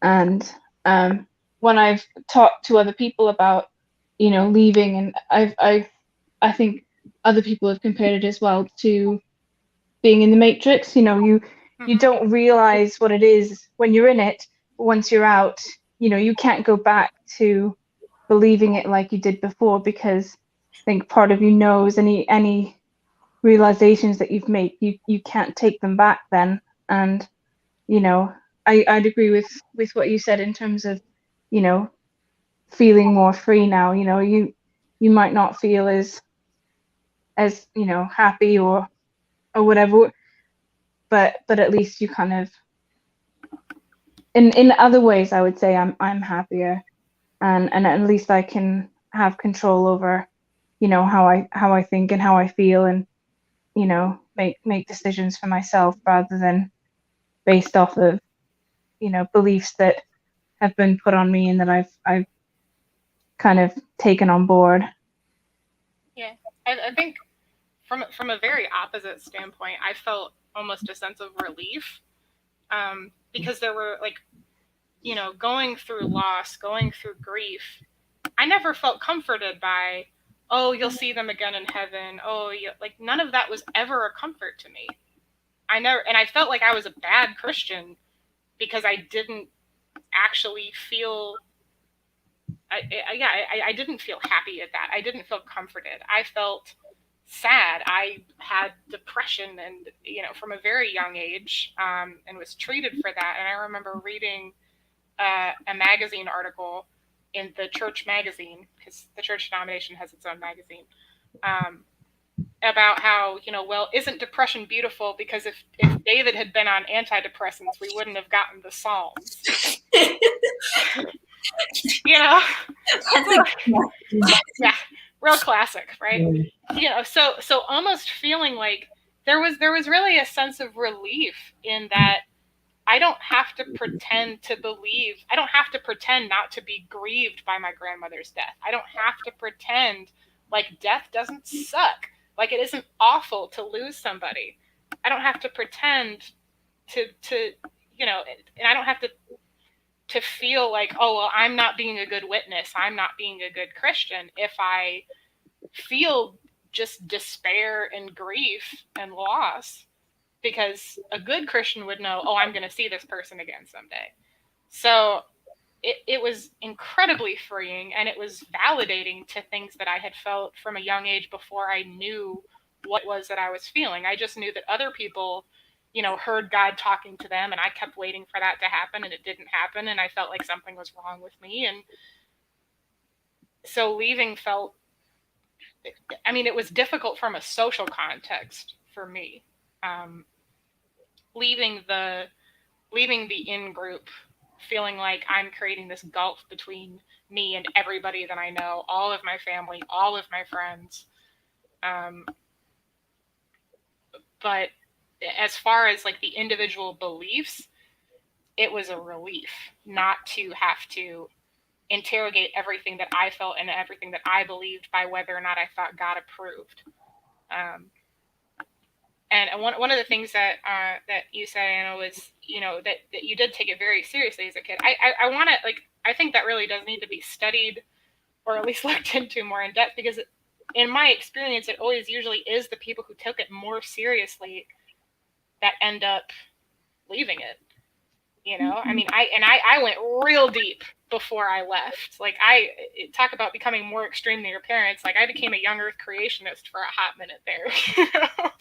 Like, yep, the Earth is only 6,000 years old. That's it. Yep, dinosaurs are a lie. You know, I wasn't raised on that, but I was desperate to find something that made sense, and getting far deeper into it, and then just coming out the other side was, I don't know. Like, I think if you don't really think about it and you're just pretty contented where you are, it's a lot easier to stay there if you're not really taking it as seriously. What do you, yeah, well, I'm curious to hear the Christian perspective on like all the like young Earth creationist stuff. Because I can tell you what I was taught, that like that, yes, the Bible says, I mean, we literally, the Hebrew year is like 5, 6, something, like I forget what it is, but yeah, like literally it's from the day of creation in the Hebrew calendar. But we're also taught like these weird things about how science doesn't have to contradict the Bible, because we don't know how long a day was that. Yeah. Or like, what if God created the world on purpose with dinosaur bones in it? Or maybe Noah's flood had sulfur and it made everything look really old. And like, that's what I was told. And they were like, just pick one. You can pick any of them. But you're like, my school was very like, yeah, science is great. We love science. It literally, look, it works perfectly, you know? Yeah, that was kind of a rabbit hole that I wound up on that was not what was taught mainstream in my denomination. But I went to I ended up at like a Baptist church camp just by chance, and I was like, oh, cool. So here's something to hold on to. Yeah. What do you guys say? Like, do you make those kinds of like workarounds between science and the Bible, or do you just learn like science is a lie? Science is a lie. There's a global conspiracy of scientists to lie about science and to lie about the existence of God so that they can be sinful. Crazy. Yeah. Yep. And it varies. Like, yeah, it is very different. Within the Mormon culture, there's kind of a whole spectrum. There are definitely people who are, you know, the earth is exactly 6,000 years old. Like, I was given information specific enough that I was like, well, crap, Jesus is going to come back when I'm 16.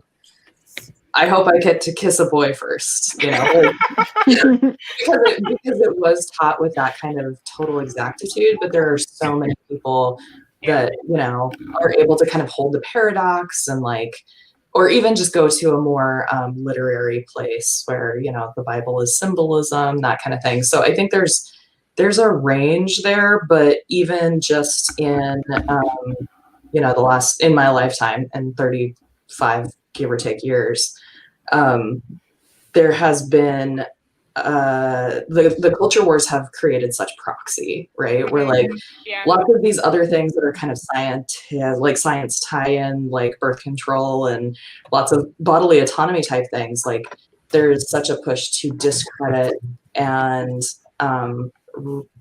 place a really heavy thumb on the scale of choice. Mhm. So discrediting science more generally, whether that's through like a young earth creationism lens or some of the other ways that it's Climate change is one. yeah, exactly, right, where it ends up becoming this like culture war proxy, and it's not even about like, we're not talking about dinosaurs anymore. Yeah, like, no. The dinosaurs are actually about like, which side of this line are you on? Yeah, it's not so much, and even within the context, like my own parents don't really agree on whether or not the Genesis account is literal. So that's one of the weird things that's kind of like left up to interpretation in some denominations.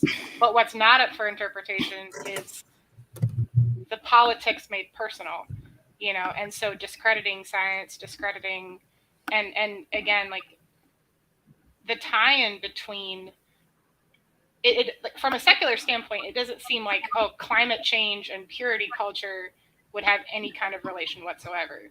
But like on a fundamental level, it's all about setting up that dichotomy between the secular world and our in culture. So if you are one of us, this is what you believe. And so they take everything and they just conflate it all together, all of it. So dinosaurs and gay people and climate change, and all of that is science, and all of that is external to who we are. And what's interesting is watching like the different discussions have different focal points. And so I would say like now, far more the flashpoint of the culture wars is trans issues. But again, it's fundamentally just about setting up an us versus them culture, whether it's segregation in schools, whether it's abortion, whether it's trans issues, like or LGBT in a general context, like all of it is just us versus them. And so a lot of it seems very inconsistent, but that's the one through point. And it's just as much a political tool as it is a religious tool. How do you guys look at other religious people who are not in your particular sect? How does your sect deal with that? I'm curious. Ooh.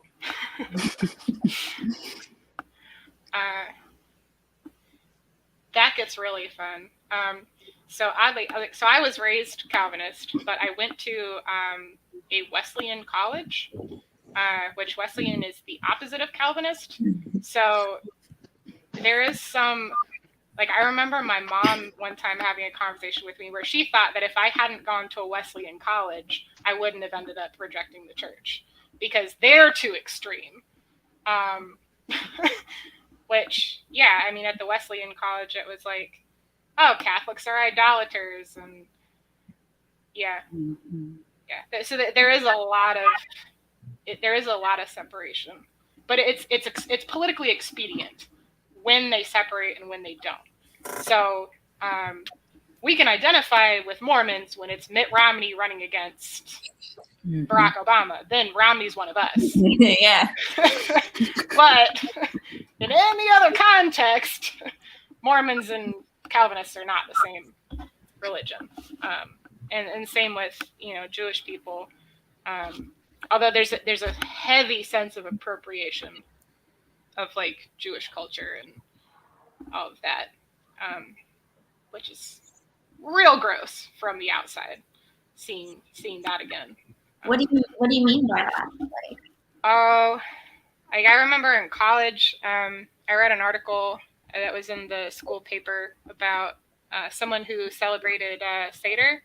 And as a Christian, she wasn't Jewish, no Jewish heritage, was not culturally, ethnically, or religiously Jewish, but celebrated the Seder.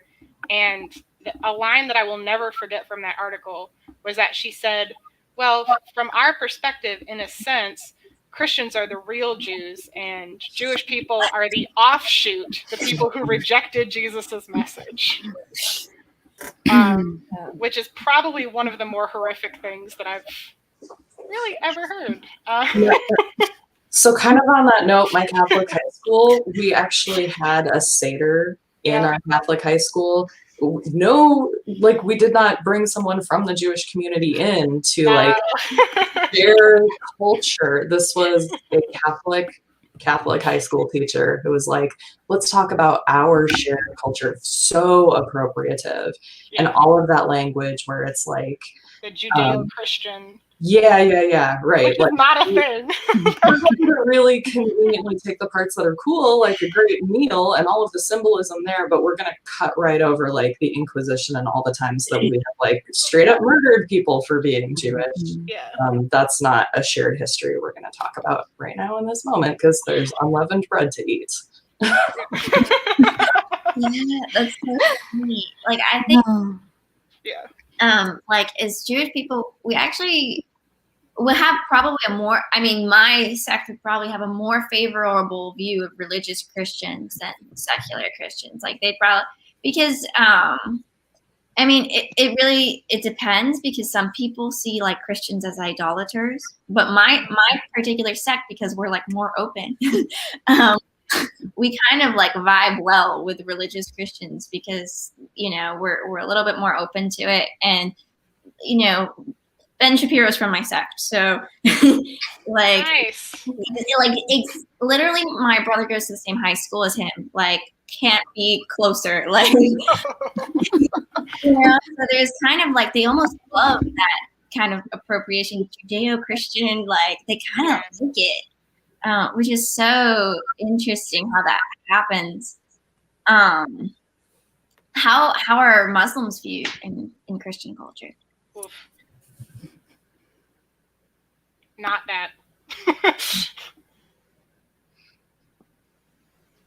I know where I came from, it was really bad.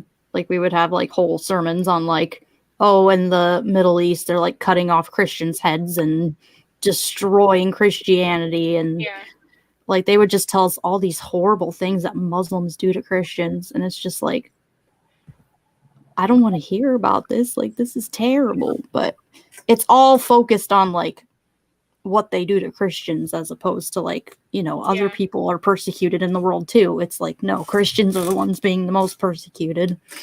Yeah, and a lot of it is like after the Christchurch shootings, for example, a lot of it was, well, what about all these Christians who got massacred in this country? It's like, it's the sense of like, we have to be the most persecuted. Mm-hmm. Like growing up in some of these circles, you'd think that like on any given day as a Christian walking around as a Christian adult, you were in danger of just being assassinated on the street just for the audacity of being a Christian. And like to grow up and like get out of that and realize like that's fundamentally insane. But it justifies everything, right? If you're constantly under attack, then whatever devils deal for some sense of like control or protection or safety, you have that embedded sense of fear and persecution, and that justifies a lot. And that ties back right equally into purity culture, because if the alternative is, Janet Jackson during the Super Bowl, then of course you're going to, like, that's the alternative. There's no context in which you have a healthy, fulfilling sex life as an individual based on individual choices that you make. There's either exploitation or staying within the protection and guarding your heart in the church based on the church's rules for purity. There's, there's all this constant language of there's a big threat outside, there, and what's interesting is that there's none of that, a lot of that fear does not bear out, it's not like you leave the church and all of a sudden everybody's just trying to encourage you to be as promiscuous as possible. If you say like, oh no, I don't really want to have sex yet. No, I'm not. I'm just waiting for the right person. That's okay. Like I don't know. Maybe you guys have had different experiences, but I haven't met anybody within the context of secular culture who's like, oh, you have to believe. You have to just want to have as much sex as possible with whoever. So, there's not that peer pressure, and yet growing up in the church, you'd think that there was all of that pressure on the outside of the church, that the only thing protecting you from that pressure was staying within the context of purity in the church. Well, and the funny thing is, like, there's, the world is big and contains multitudes. There are plenty of places where you're going to end up with all kinds of pressure. Oh yeah. But in the purity culture sales pitch, like, we have to have some kind of bright rule. Here's the line, don't cross it, right? And that approach not only cuts right past any of the concepts of like consent or any of those things, it actually really under-prepares somebody to be able to assert themselves, advocate for themselves, know what they want when they're in a situation with pressure. And I think that's really interesting. Like the narrative around like the secular world is so sinful, and that's where you're gonna like get way off course and of course get venereal disease and die. Like it's all risk, right? Is also a really interesting shell game about what the risks are in purity culture. There's so much abuse in purity culture that is not discussed in the culture because talking about it would be worse than the abuse itself, right? Yeah. So people who are raised in purity culture are already kind of groomed towards abuse by not having that sense of like capacity for consent or boundaries. And then that culture of silence, the things that are abusive, the things that are like really, really problematic, and everybody's going to agree, like, that was a bad touch, or that, you know, like that stuff happens in these cultures. But the price of talking about it is actually way higher than the price of just maintaining the abusive culture, as long as that's happening in silence. And not having the language to describe that either. You know? Or not even being able to name that it's wrong. Because like, again, there's just so much silence. But like, I look back on all kinds of things that were normalized that made me feel gross at the time. Like older men would just put their hands on my shoulder. Like it wasn't up to me if somebody touched me or not. And so even those smaller interactions that are not assault, you know, but they are also not consensual, and they were super normalized. Like, you can't have a good boundary there. You can't talk about it. If you push back and say, hey, I don't like this older man who touches me, then I'm the one who's rocking the boat. I'm causing contention because I'm talking about something that makes me uncomfortable, but it's just normal and it's just accepted. Yeah. I'll never forget when I was going to church. I was only 14 or 15 at the time, and this elderly couple used to pick us up to take us to church, and the husband would always, he called his wife mother, and he'd be like, oh, mother, when, because my sister would go as well, and he'd be like, mother, when will these girls be off the shelf? Like, shouldn't they be looking to get boyfriends like sometime soon? Won't they be off this? And I was just like, it made me feel like super uncomfortable, and I was just like, oh, ha ha, you know.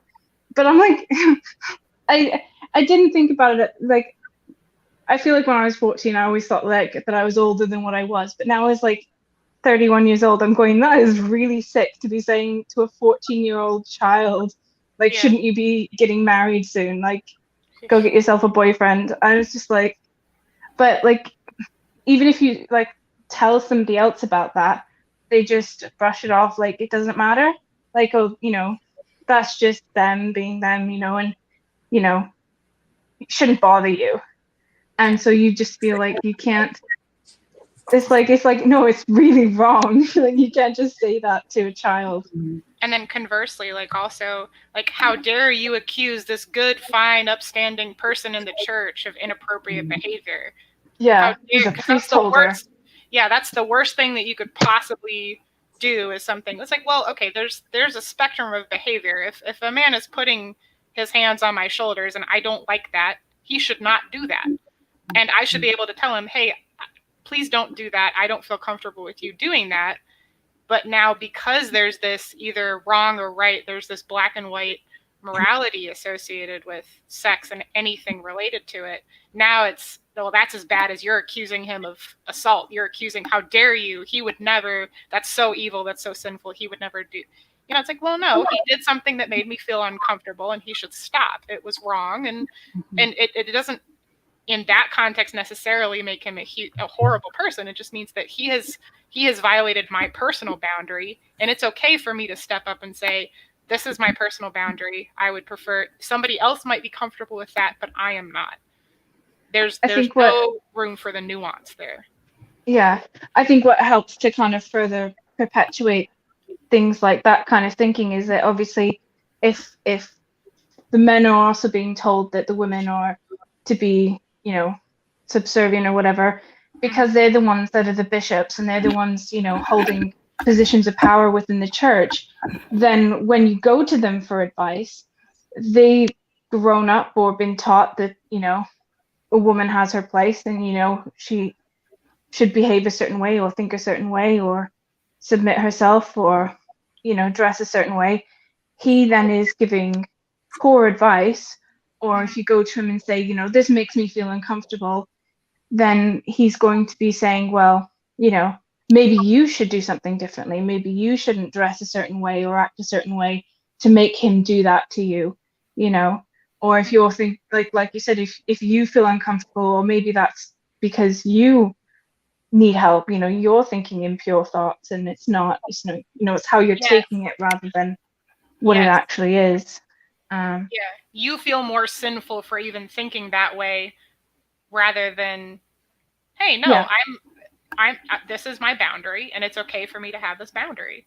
Yeah. You know, I'm the sinful one for even having that in my imagination, that he could have some nefarious, impure thought toward me. Yeah. No, that's exactly. Really yeah. There's also a piece in Mormon culture about the power of discernment. And so it's like this whole idea of, like, priesthood carries with it the power of discernment. Like, God would not steer me wrong. The way I understand things is absolutely backed up by God. So that's convenient. Yeah, it gets a little problematic. Especially in that sense of, like, you know, just an older guy who's a priesthood holder puts his hands on me and that makes me feel uncomfortable. For me to push back on that, for me to say, hey, parents, this guy who we know well at church puts his hands on me and it makes me feel uncomfortable. I'm not just making an accusation about that person crossing my boundaries. It actually, the way that it's interpreted in the culture is that I would be making an accusation about everybody who has, you know, in their power of discernment, like, he is somebody who is upstanding in the church community.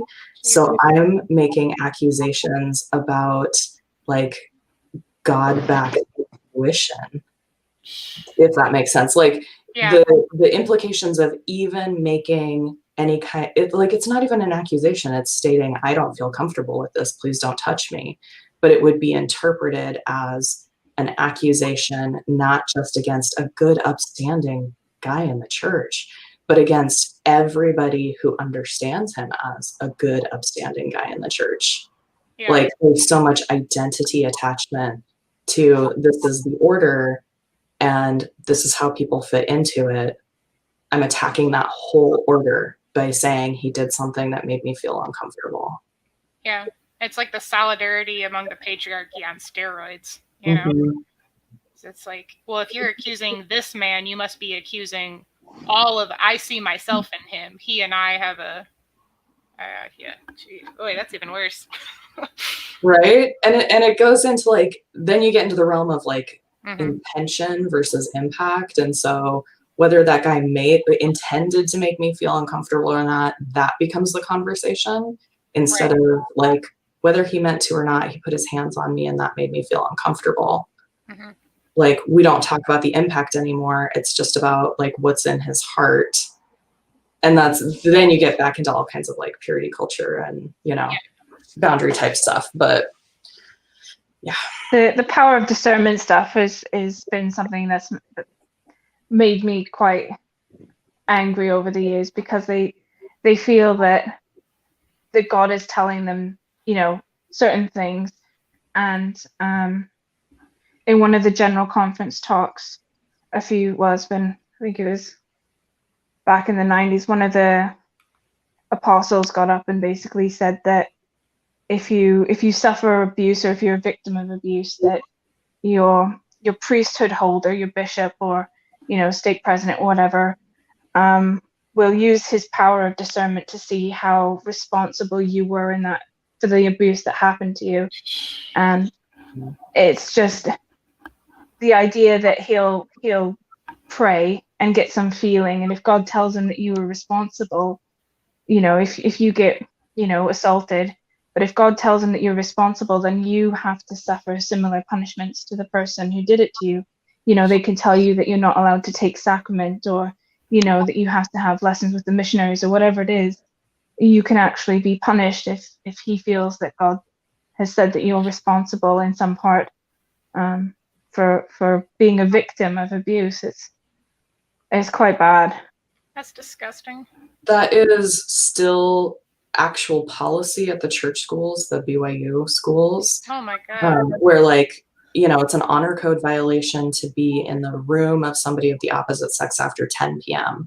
So if you're in a boy's room after 10 p.m. and he sexually assaults you, you are also going to be disciplined, because if you hadn't been in his room after 10 p.m. So there's that piece. And then also just with the lay clergy, this whole thing is just disgusting, what you were describing. It is that much more disgusting that these people who have the power of discernment are totally untrained lay people. There's zero, there's not even a 40-hour online class that you have to go through to have some kind of basic understanding of power dynamics, or anything related to I don't know how you would have a therapist with. Yeah, exactly. You think about all of the other relationships where somebody might confide and seek guidance in the way that people do with their spiritual leaders. And it's that much more irresponsible that within Mormon culture, these spiritual leaders are seriously, they're just there's no nod towards increasing competency in the areas that they are effectively having some kind of practice in people's lives. What happens if two people with the power of discernment disagree with each other? Oh yeah, that's fun. Well, it's hierarchy, right? So it's about who is further up the ladder. The Mormon Church is very hierarchical, kind of like the Catholic Church, where there are these layers of leadership. So do you guys have a top person? Oh yeah, we have a prophet. Who's alive right now? Oh yeah, and when he dies, there'll be another one. Yeah. Whoa, I never knew that. Yeah, I guess I didn't. Right. That's crazy. We don't have a lot of these problems that you're saying in at least in Orthodox church culture about the touching thing, because we're and I mean, you're not technically, according to Jewish law, you're not supposed to touch a person of the opposite sex, period.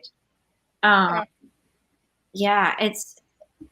we did have when I went to school, there was I remember being 12 and my rabbi saying your skirt's too short. It was a very intense, so much about the length of your skirt. So much, because people also wanted to have short skirts to seem cooler, and it was seen as you're more attractive, and and it's so sexualizing in a way, because I remember just thinking if I showed my knee or an inch above my knee, I felt so sexy with and it's just it does the opposite of what it says it's going to do. It says it's doing all of this to desexualize you, but really the second I stopped caring and the second I stopped believing in it, I was oh, this is actually not this is not my sexiest outfit at all. It's because it ascribes and I think Ames talked about this at the very beginning, the inherent sexualization of women's bodies. Just having a woman's body is inherently sexual, especially women who have fuller figures, or that is inherently sexual. And that isn't, you could be wearing a turtleneck sweater, but you have boobs. You're being inherently sexual. and giving you absolutely no context and no idea, no guidance on what makes you feel good, what makes you feel pretty or sexy or not, you know. And it's just this whole like feeling guilty just for existing in your own body is so damaging, and is just not interrogated. And it's almost impossible to interrogate, because in many cases it's not as explicit as, you know, it's not like they're standing up there and saying, hey, you having a woman's body is inherently sexual and you should just not. Like, they're not saying that, you know, but they're talking around that in a way where if you try to refute it, you can just be gaslighted. Well, that's not what we're saying at all, you know. It's ugh. Yeah. I think the whole like sexualization of women's cultures, it also makes me, I think the fact that men and women dress differently in at least in pretty much in both secular culture and religious culture, I think that's very interesting. And I feel like I've read some anthropological studies that show that that's not true for every culture. Not every culture segregates by dress the way we kind of universally do pretty much everywhere in America. And I think that like, I don't know, somehow, I think I've never seen it done in a way that doesn't somehow feel very sexualizing. I don't know why. Like, I think, yeah, crazy seeing this chat that this person wasn't able to wear jeans. In Orthodox Judaism, you would also not be allowed to wear pants, although my family was not that strict. But yeah, same thing. Crazy stuff that we all. Mormons have also had a movement about women wearing pants to church. Oh yeah, that was a thing. Because just for a woman to wear pants to church is a big enough deal that it's a movement. Yeah. And this is like in the last, I don't know, 5-7 years. I think it was only last year that they've said in some of the buildings in Utah, in the offices and stuff, that women are allowed to wear pants. I think it's only been in the last year or two that they've allowed that to happen. Yeah, it's so bonkers. Like, it's that piece of like the language might change and evolve, but if you dig down past that, what's actually accepted, what you're going to get into trouble for, like, yeah. And what's interesting is that, like, so you could have a comparatively progressive church that is still a couple decades behind the culture at large, you know. So it's like, yes, women wearing pants was kind of a thing that was not necessarily accepted. And I think I remember reading like in the 80s or 90s that it was still like, should women be allowed to wear pants in Congress? You know, it's like, these are congressional representatives and the dress code is that, you know, women lawmakers have to wear skirts, you know. So it's like, okay, yes, those conversations are happening in the secular world, but they happened 30 years ago, you know. So the you know, as progressive as you can get, and you can point, look, see how much more progressive we are than other churches. But I mean, you can't be graded on a curve on sexism, you know. Like, there's not, I don't know. Right, and choosing your yardstick to make you look good is like, right. It's a great rhetorical device, but it's absolutely worth calling out when somebody is saying, look how good we are compared to, okay, well, why are you choosing that point of comparison? Right. And why can we find a better one? Yeah. Yeah. I think as well, particularly with the Mormon Church, that even like the new reforms that they have are pretty much meaningless when they don't denounce the previous things that they've said. You know, I kind of said with the LGBTQ stuff, you know, they say now, well, we know it's not a choice, but then if you search for anything like that on their website, you still get talks from presidents and, you know, members where they say things that are completely opposite to what they say they believe now, but they don't even have a disclaimer or anything to say, we since have learned this is not true.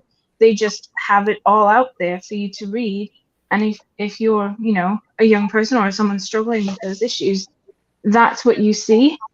And, you know, so any changes that they now say they've made are are not really meaningful, in my opinion, if they're not going to come forward and say, actually, we were wrong on this subject, instead of just kind of hoping people forget that, Right. that they And were they said don't, things that are opposite. like those deeper, they don't think they've been wrong about anything. Like, look at the language they're still using, and again, it might seem like an improvement, but from what reference point? Right. If the language in the Mormon Church regarding homosexuality is that you struggle with same-sex attraction, and that is the actual language they use. They won't say gay, they won't say homosexual by and large.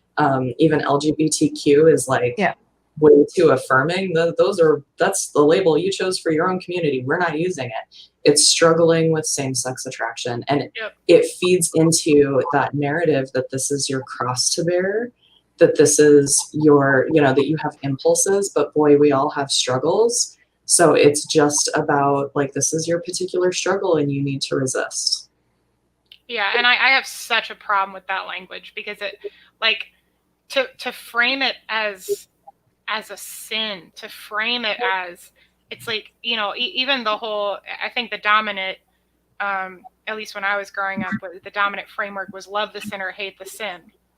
It's like, that is inherent. That's probably more damaging. Like, just be honest and tell me that you don't want me here, because you can't tell me, it's way better to just break with me now. It is way better to just sever that tie and just explicitly tell me we don't want you here, rather than saying, no, of course we love you. We all have our sins. Sometimes I'm a gossip.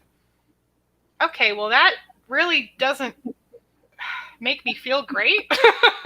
Actually, that's really harmful. That's, and it's so missing the point, and again, it sounds so much softer. Oh, of course we love you. We just don't think that you should be allowed to have a fulfilling relationship with somebody that you actually would be wanting to marry, because that would be sinful. But everybody sins, so it's okay.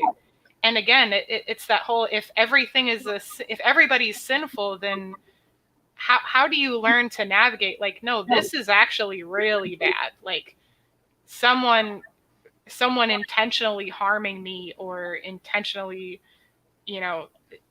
talking about molestation, talking about sexual assault, sexual harassment, also premarital sex. If all of that is sinful, then of course I don't have a context for, hey, if I'm sexually assaulted, I have no guilt on that. I am not inherently guilty for that. If everything is sin, how can you judge anyone for being sinful? And how can you then have, like, how can you clean house? How can you, and this is what you're talking about, like, it's so rife for abuse, because even, the whole struggle with same-sex attraction. I once heard that preached with, where there was a direct tie-in with people who struggle with pedophilia. And that was a direct correlation explicitly taught to every person in my college. And I'm supposed to sit there as a gay person and be told, hey, we love you and we care for you and we want to help you come over and get on the other side of this struggle, which we also think is the exact same thing as abusing children. That's not love, and it's more sick to call that love than it would be just to outright reject it. And so in many cases, I think that this trend towards softer language is so much more damaging, not only because they're not interrogating and reconciling with the harmful history, but because they're actually not changing the framework behind it. And they're just going to sucker more people in to think, hey, I can live a fulfilling life within this. And they'll love me, they'll care for me, they actually will accept me, but they don't.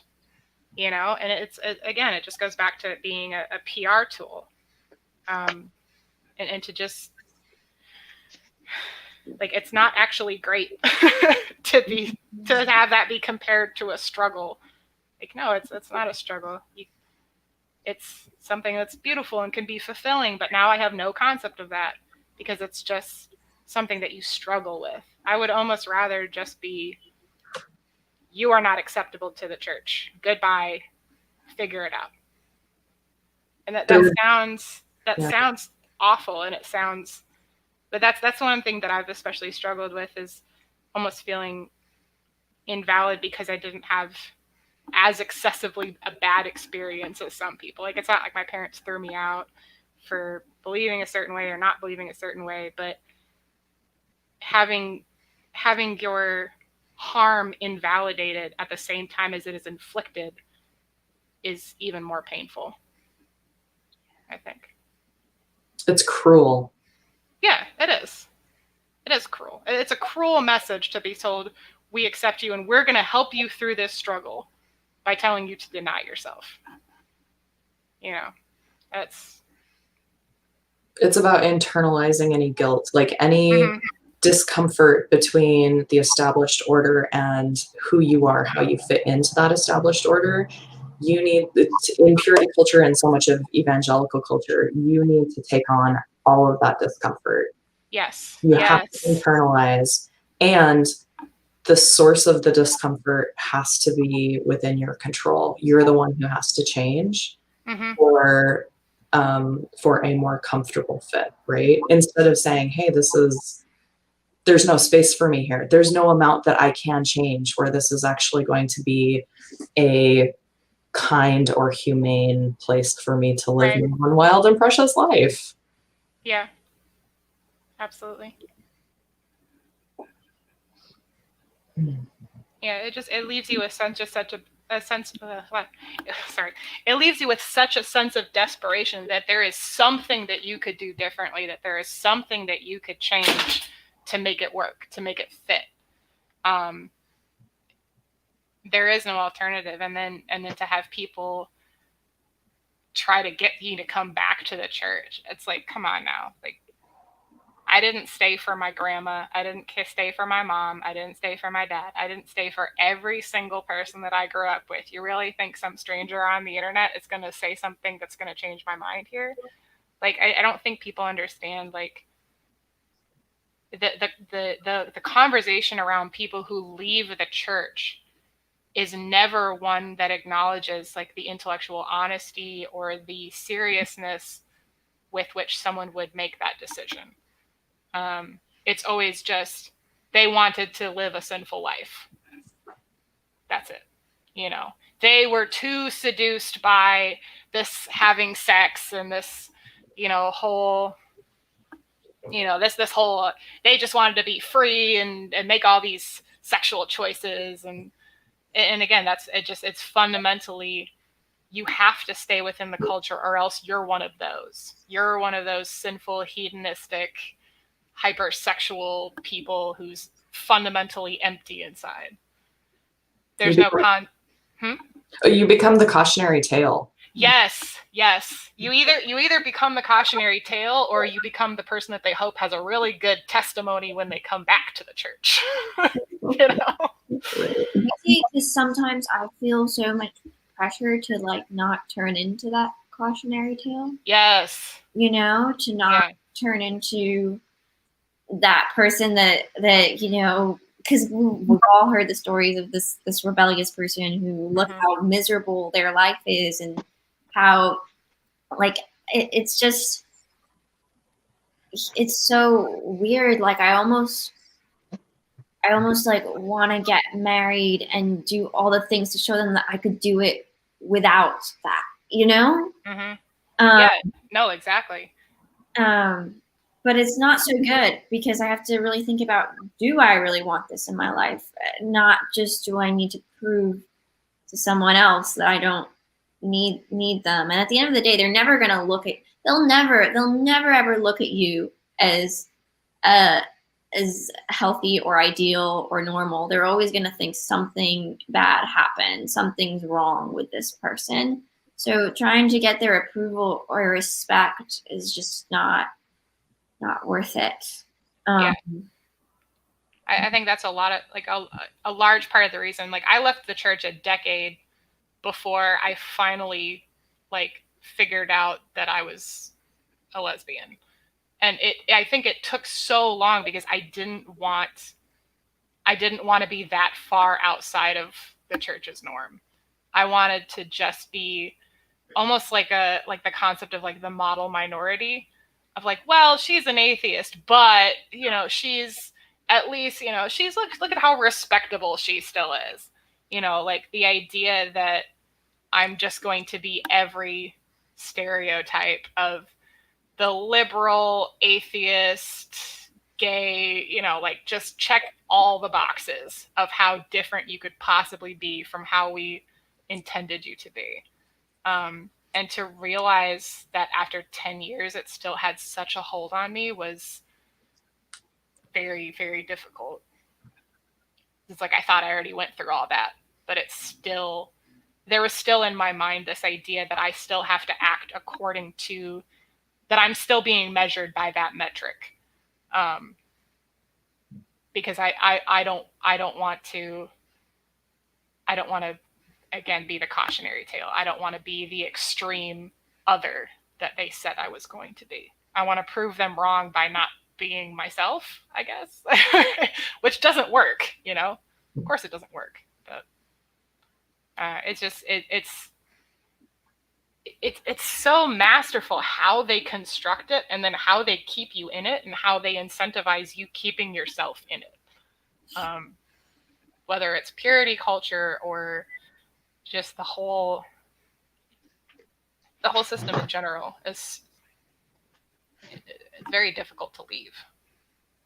Well, and you raised a really good point, which is that leaving whatever religion you were raised in is separate. It's different from deconstructing those ideas that you were brought up with. And there are a lot of people who leave and never deconstruct. Mm-hmm.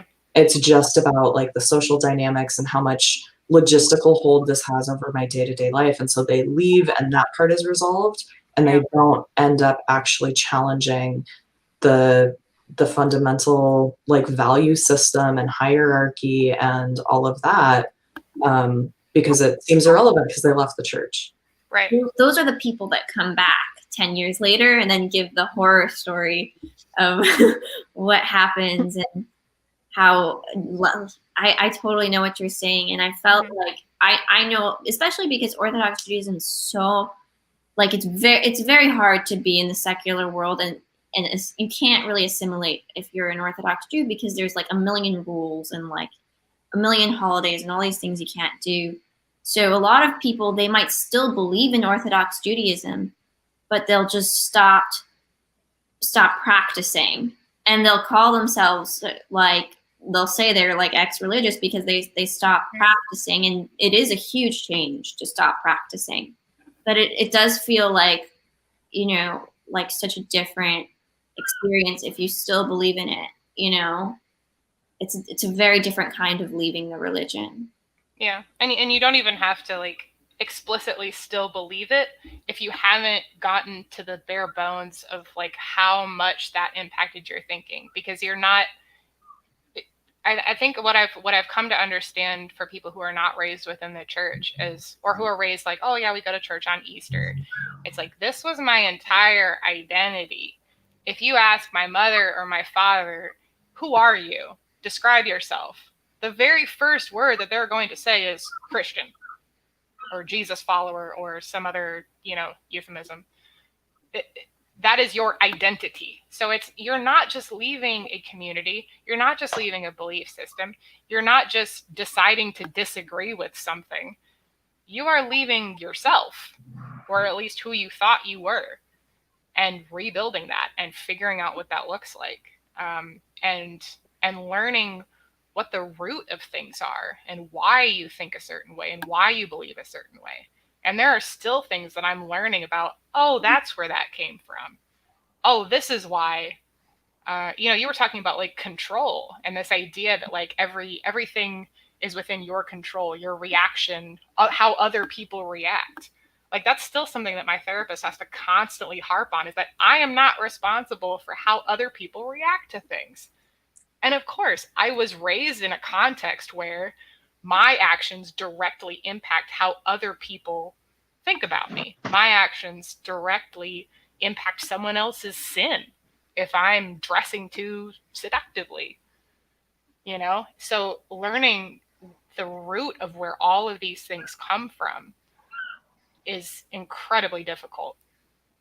And then figuring out, okay, now that I have the language to describe everything that I was raised with, now what is a healthy framework? What is a healthy mentality for me to have on a personal level? I think for me, that's where like the atheist kind of community and the ex-Mormon community have come in really helpful for me, because sometimes you don't associate one thing with another until someone else says it, and then you're like, Yeah. that makes so much more sense now as to why I feel that way, or and it's been invaluable for me to have people, it not even necessarily ex-Mormons, but people raised in religion, or that have similar shared experiences, because you can have a discussion about how it's impacted you, how it's impacted them, and things that can help you move past it. And it's helped me a lot, especially, I mean, I'd say over the last year is when I've seriously started to consider my beliefs. And I prior to kind of last year, I wouldn't have ever labeled myself as an atheist, because I never really thought about it. I always thought, oh well, I believe in a higher power, or I believe in something. But having that community there that kind of accepts you for who you are, and also has some understanding as to kind of what you've been through, or what you're struggling with, has helped a lot. I would totally agree with that. I really started challenging in my own like deconstruction journey when I was in high school, and it was pre-social media. Like the internet existed, but I was not connecting with other ex-Mormons online. Like I was really flying solo. Yeah. I've found great ex-Mormon and ex-evangelical community, more so in the last couple of years, and I think that's really powerful, because it would have been so much easier for me to leave if I knew other people had done it, and I didn't have access to that. But I would add the caveat that, like, again, there are a lot of people in the ex whatever community who have left but not necessarily deconstructed. And so I really appreciate community and being able to connect and like crowdsource some of this weird stuff with other people who had similar journeys, right? And keep a pretty healthy grain of salt that there are people in the ex-Mormon, ex-evangelical communities as well, that I'm still going to run into some of those deeper like value systems that I left behind, that those people left the church, but they didn't leave the value system behind. Yeah, they just took that framework and applied it to different, they just picked it up and put it somewhere else. Right. Like in particular, ex-Mormon Reddit, I was super into it for a while, and then it just like, there are a whole bunch of priesthood holders who are still really convinced they're like on top of the pile, right? They left the church, but like it got so obnoxious. Just some of the Facebook groups, I've had to leave some of the Facebook groups I was in, because I was like, this is just crazy. Like they might say they're ex-Mormon now, but like I say, the belief system is still there, and the men are still kind of like macho men, think they're in charge, and they always know better than what you say. Yeah. There's always an answer as to why they're right and you're not, and it's like, I can't deal with this. Like, I don't have time for this anymore. Right. Just having a healthy dose of skepticism that like there can be a lot of support, and if you get some of that same, church hierarchy bullshit in the ex communities, like that's other people and about where they are, and keep searching until you find better community, basically. Yeah. Well, and what do you do if you can't find a community? Because that's the reality for some people. That's a really good question. I, again, my own personal journey here is I started off with no community. Like I knew I was burning a bridge with my family. I was the first one. I'm the youngest in my family, and I was the first one to leave the church. Wow. I've since had siblings who have left, and they've communicated that it was easier because I had already left. But I think the essence is that community in this context is a bonus. You can't actually ever count on it. because this stuff is so personal, because your whole sense of like world order and what's my moral compass and where are my boundaries, all of those things are essentially going to be an individual process anyway, right? Yes. And I think, so I think it can actually be, like you said, like keep it with a grain of salt, because it can actually be a danger while you're trying to deconstruct this need to belong to a group as a religious group. And if you just directly shift that over to needing to belong to an ex-religious group, that is not going to help you deconstruct and figure out who you are as an individual person. So for me, I also left pretty much, I was in the process in the end of high school, but like the first couple of years of college is when I was like, nope, I'm done. And all that I had was like the R Atheism Reddit, which is very like misogynistic, not to shout them out, but a pretty misogynistic, toxic culture at worst, sometimes at best. There's not a lot of framework for people who are wanting to, so there was a lot of those stuff that was happening within that group that I didn't agree with. And I didn't have yet the language to say, it's okay if I identify with a group and they do stuff that I don't individually agree with, because that's not a thing in religion. Like what one person is doing, what one person is believing is what everybody's responsible for that. This person is, if this is what my group believes, this is what I have to believe. And that's simply not true. You can find great solidarity with a community and not individually agree with every single, there doesn't have to be a group consensus on, 9 to 5 theses, nail it on the front door of the church. This is what we believe. There doesn't have to be a Council of Nicaea, Apostles' Creed, none of that. There's not a Bible for every group. You don't have to have this series of tenets of beliefs in order to find a community of people who you take what is helpful and you leave what is not. And that is okay.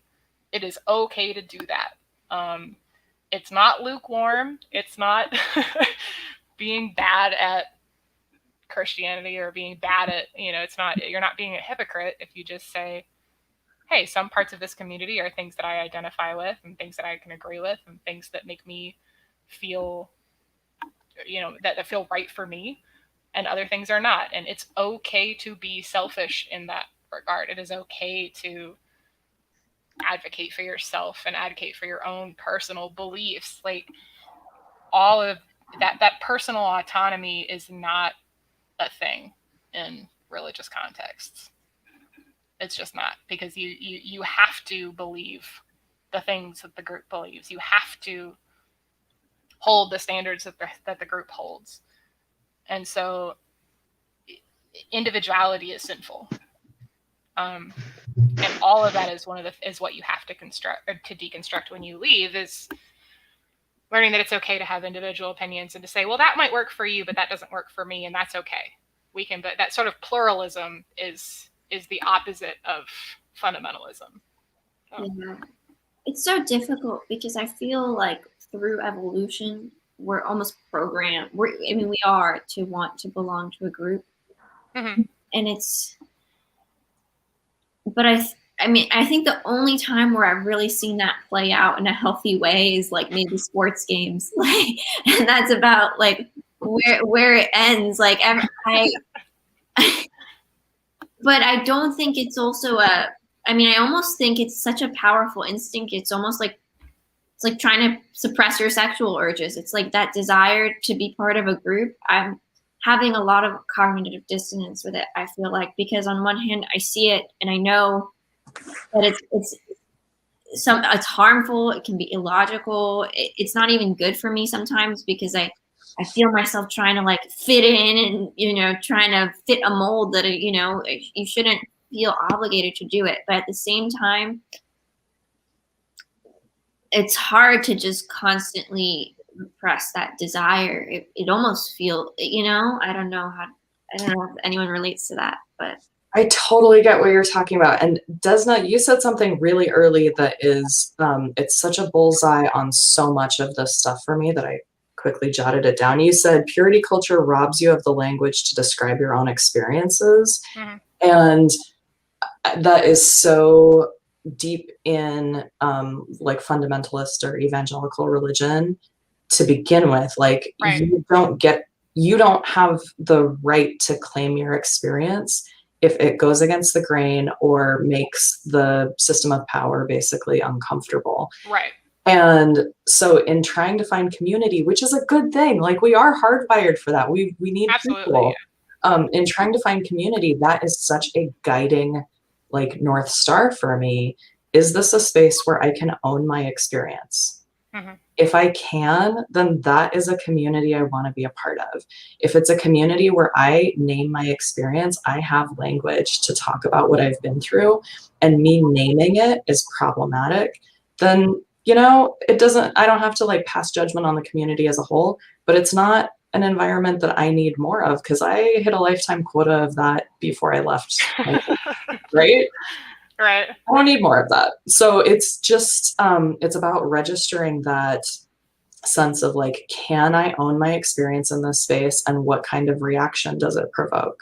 Am I supported in owning my experience? Yes, green light, this is community I want to be a part of, because it's supportive of the authentic me who could show up fully. And if I can't show up authentically and fully here, do I need to be here? Or is there a better community for me to find? Yeah. And I think community is very different than tribalism. You know, so if you're, a lot of what we're talking about with a religious context is this sort of in-group, out-group, which you're right, is kind of inherent to the human experience, and that you can see why like evolutionarily that would develop, like why we would have like, oh, I don't know that group of people, therefore they're not safe. They're not part of my group. My group protects itself. You know, we're beyond that. You know, we are, but we aren't. But finding a community is not necessarily finding. If you are telling the group, here's who I am, and they're like, yep, cool, I agree with that. That's who you are. And if you're telling the group, this is who I am, and they say, well, that's not who we are, therefore that's not who you are. That's a very different experience. And yeah, that's what I think we would call pluralism, is basically like, hey, everybody has individual experiences. I think it's really interesting to see this in like a cultural context too, because I have a friend who was raised Eastern Orthodox in the Ethiopian Eastern Orthodox Church, and in that particular denomination of Christianity, like there is much more of a pluralism between like her father is Muslim and her mother is Eastern Orthodox, and she's Eastern Orthodox, and like her cousin is Jewish, and everybody's just kind of like, it's a very personal experience, you know. And so much of the you either agree with us or you don't is, you can kind of trace it through history, especially like the Catholic versus Protestant split. Well, of course that wasn't like a, you can be Catholic or you can be Protestant, and that's kind of your personal journey with God. Not when the King of England is Catholic and burning all of the Protestants, and then the next King of England is Protestant and burning all the Catholics. Like that question isn't really a personal question when the personal becomes political. And so I think that's another thing to like interrogate when you're joining a community is there a hierarchy, and is there like this establishment of, in order to belong with us, you need to believe X, Y, you need to be X, Y, Z, not just believe, but you need to be this way. And that's where it crosses the line between community versus like a tribalism kind of a thing. And it's hard though. It's difficult to undo that belief that everybody in my group has to be more or less representative of who I am and what I believe, which is not true. But it's hard to let go of that, and to not feel weird about it, like for lack of a better word.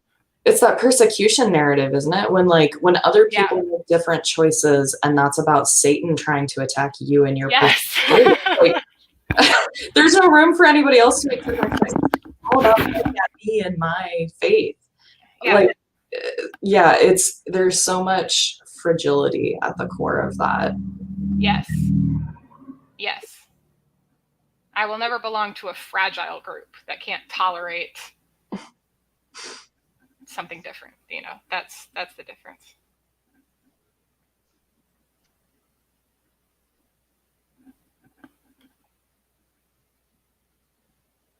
All right.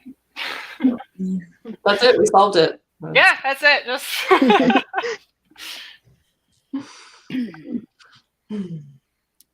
Yeah.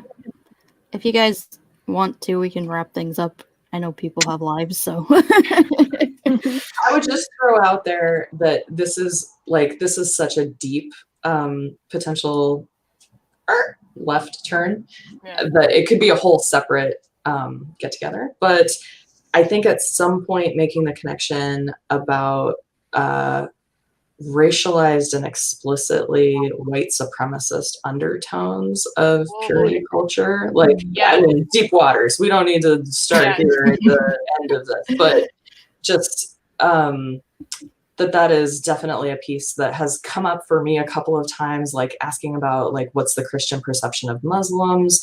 So much of it is really coming from a super racialized place. And yeah, we could get into all kinds of stuff that direction, but that especially when you're talking about like purity and procreation culture, that kind of combined storytelling, so much of the quiet part for white evangelical Christians is really rooted in white supremacy, is rooted in concepts of like the right people having more kids. So I would just throw that out there. If we were going to do another one of those, hey, let's dive into the water. Yeah. It's so interesting because now I want to ask all these questions, but also I should go to sleep. Like have a group chat or something. I really enjoyed this, and it'd be really cool to like stay in touch with you guys. Absolutely. Yeah. Yeah. Yeah, and I am available to have live streams whenever you guys want. So I didn't realize this was a live stream until I logged on. I would have put my little screen up behind me. Sorry, you guys are stealing my crap. Yeah. So awesome. Yes. Well, thanks guys for coming and chatting. That was fun. Yeah. Yeah. Very good. Thank you for hosting it. Yeah. Guys. Have a good night. You too. Birthday or whatever it is. I don't know. All right. Oop, there we go. In the stream.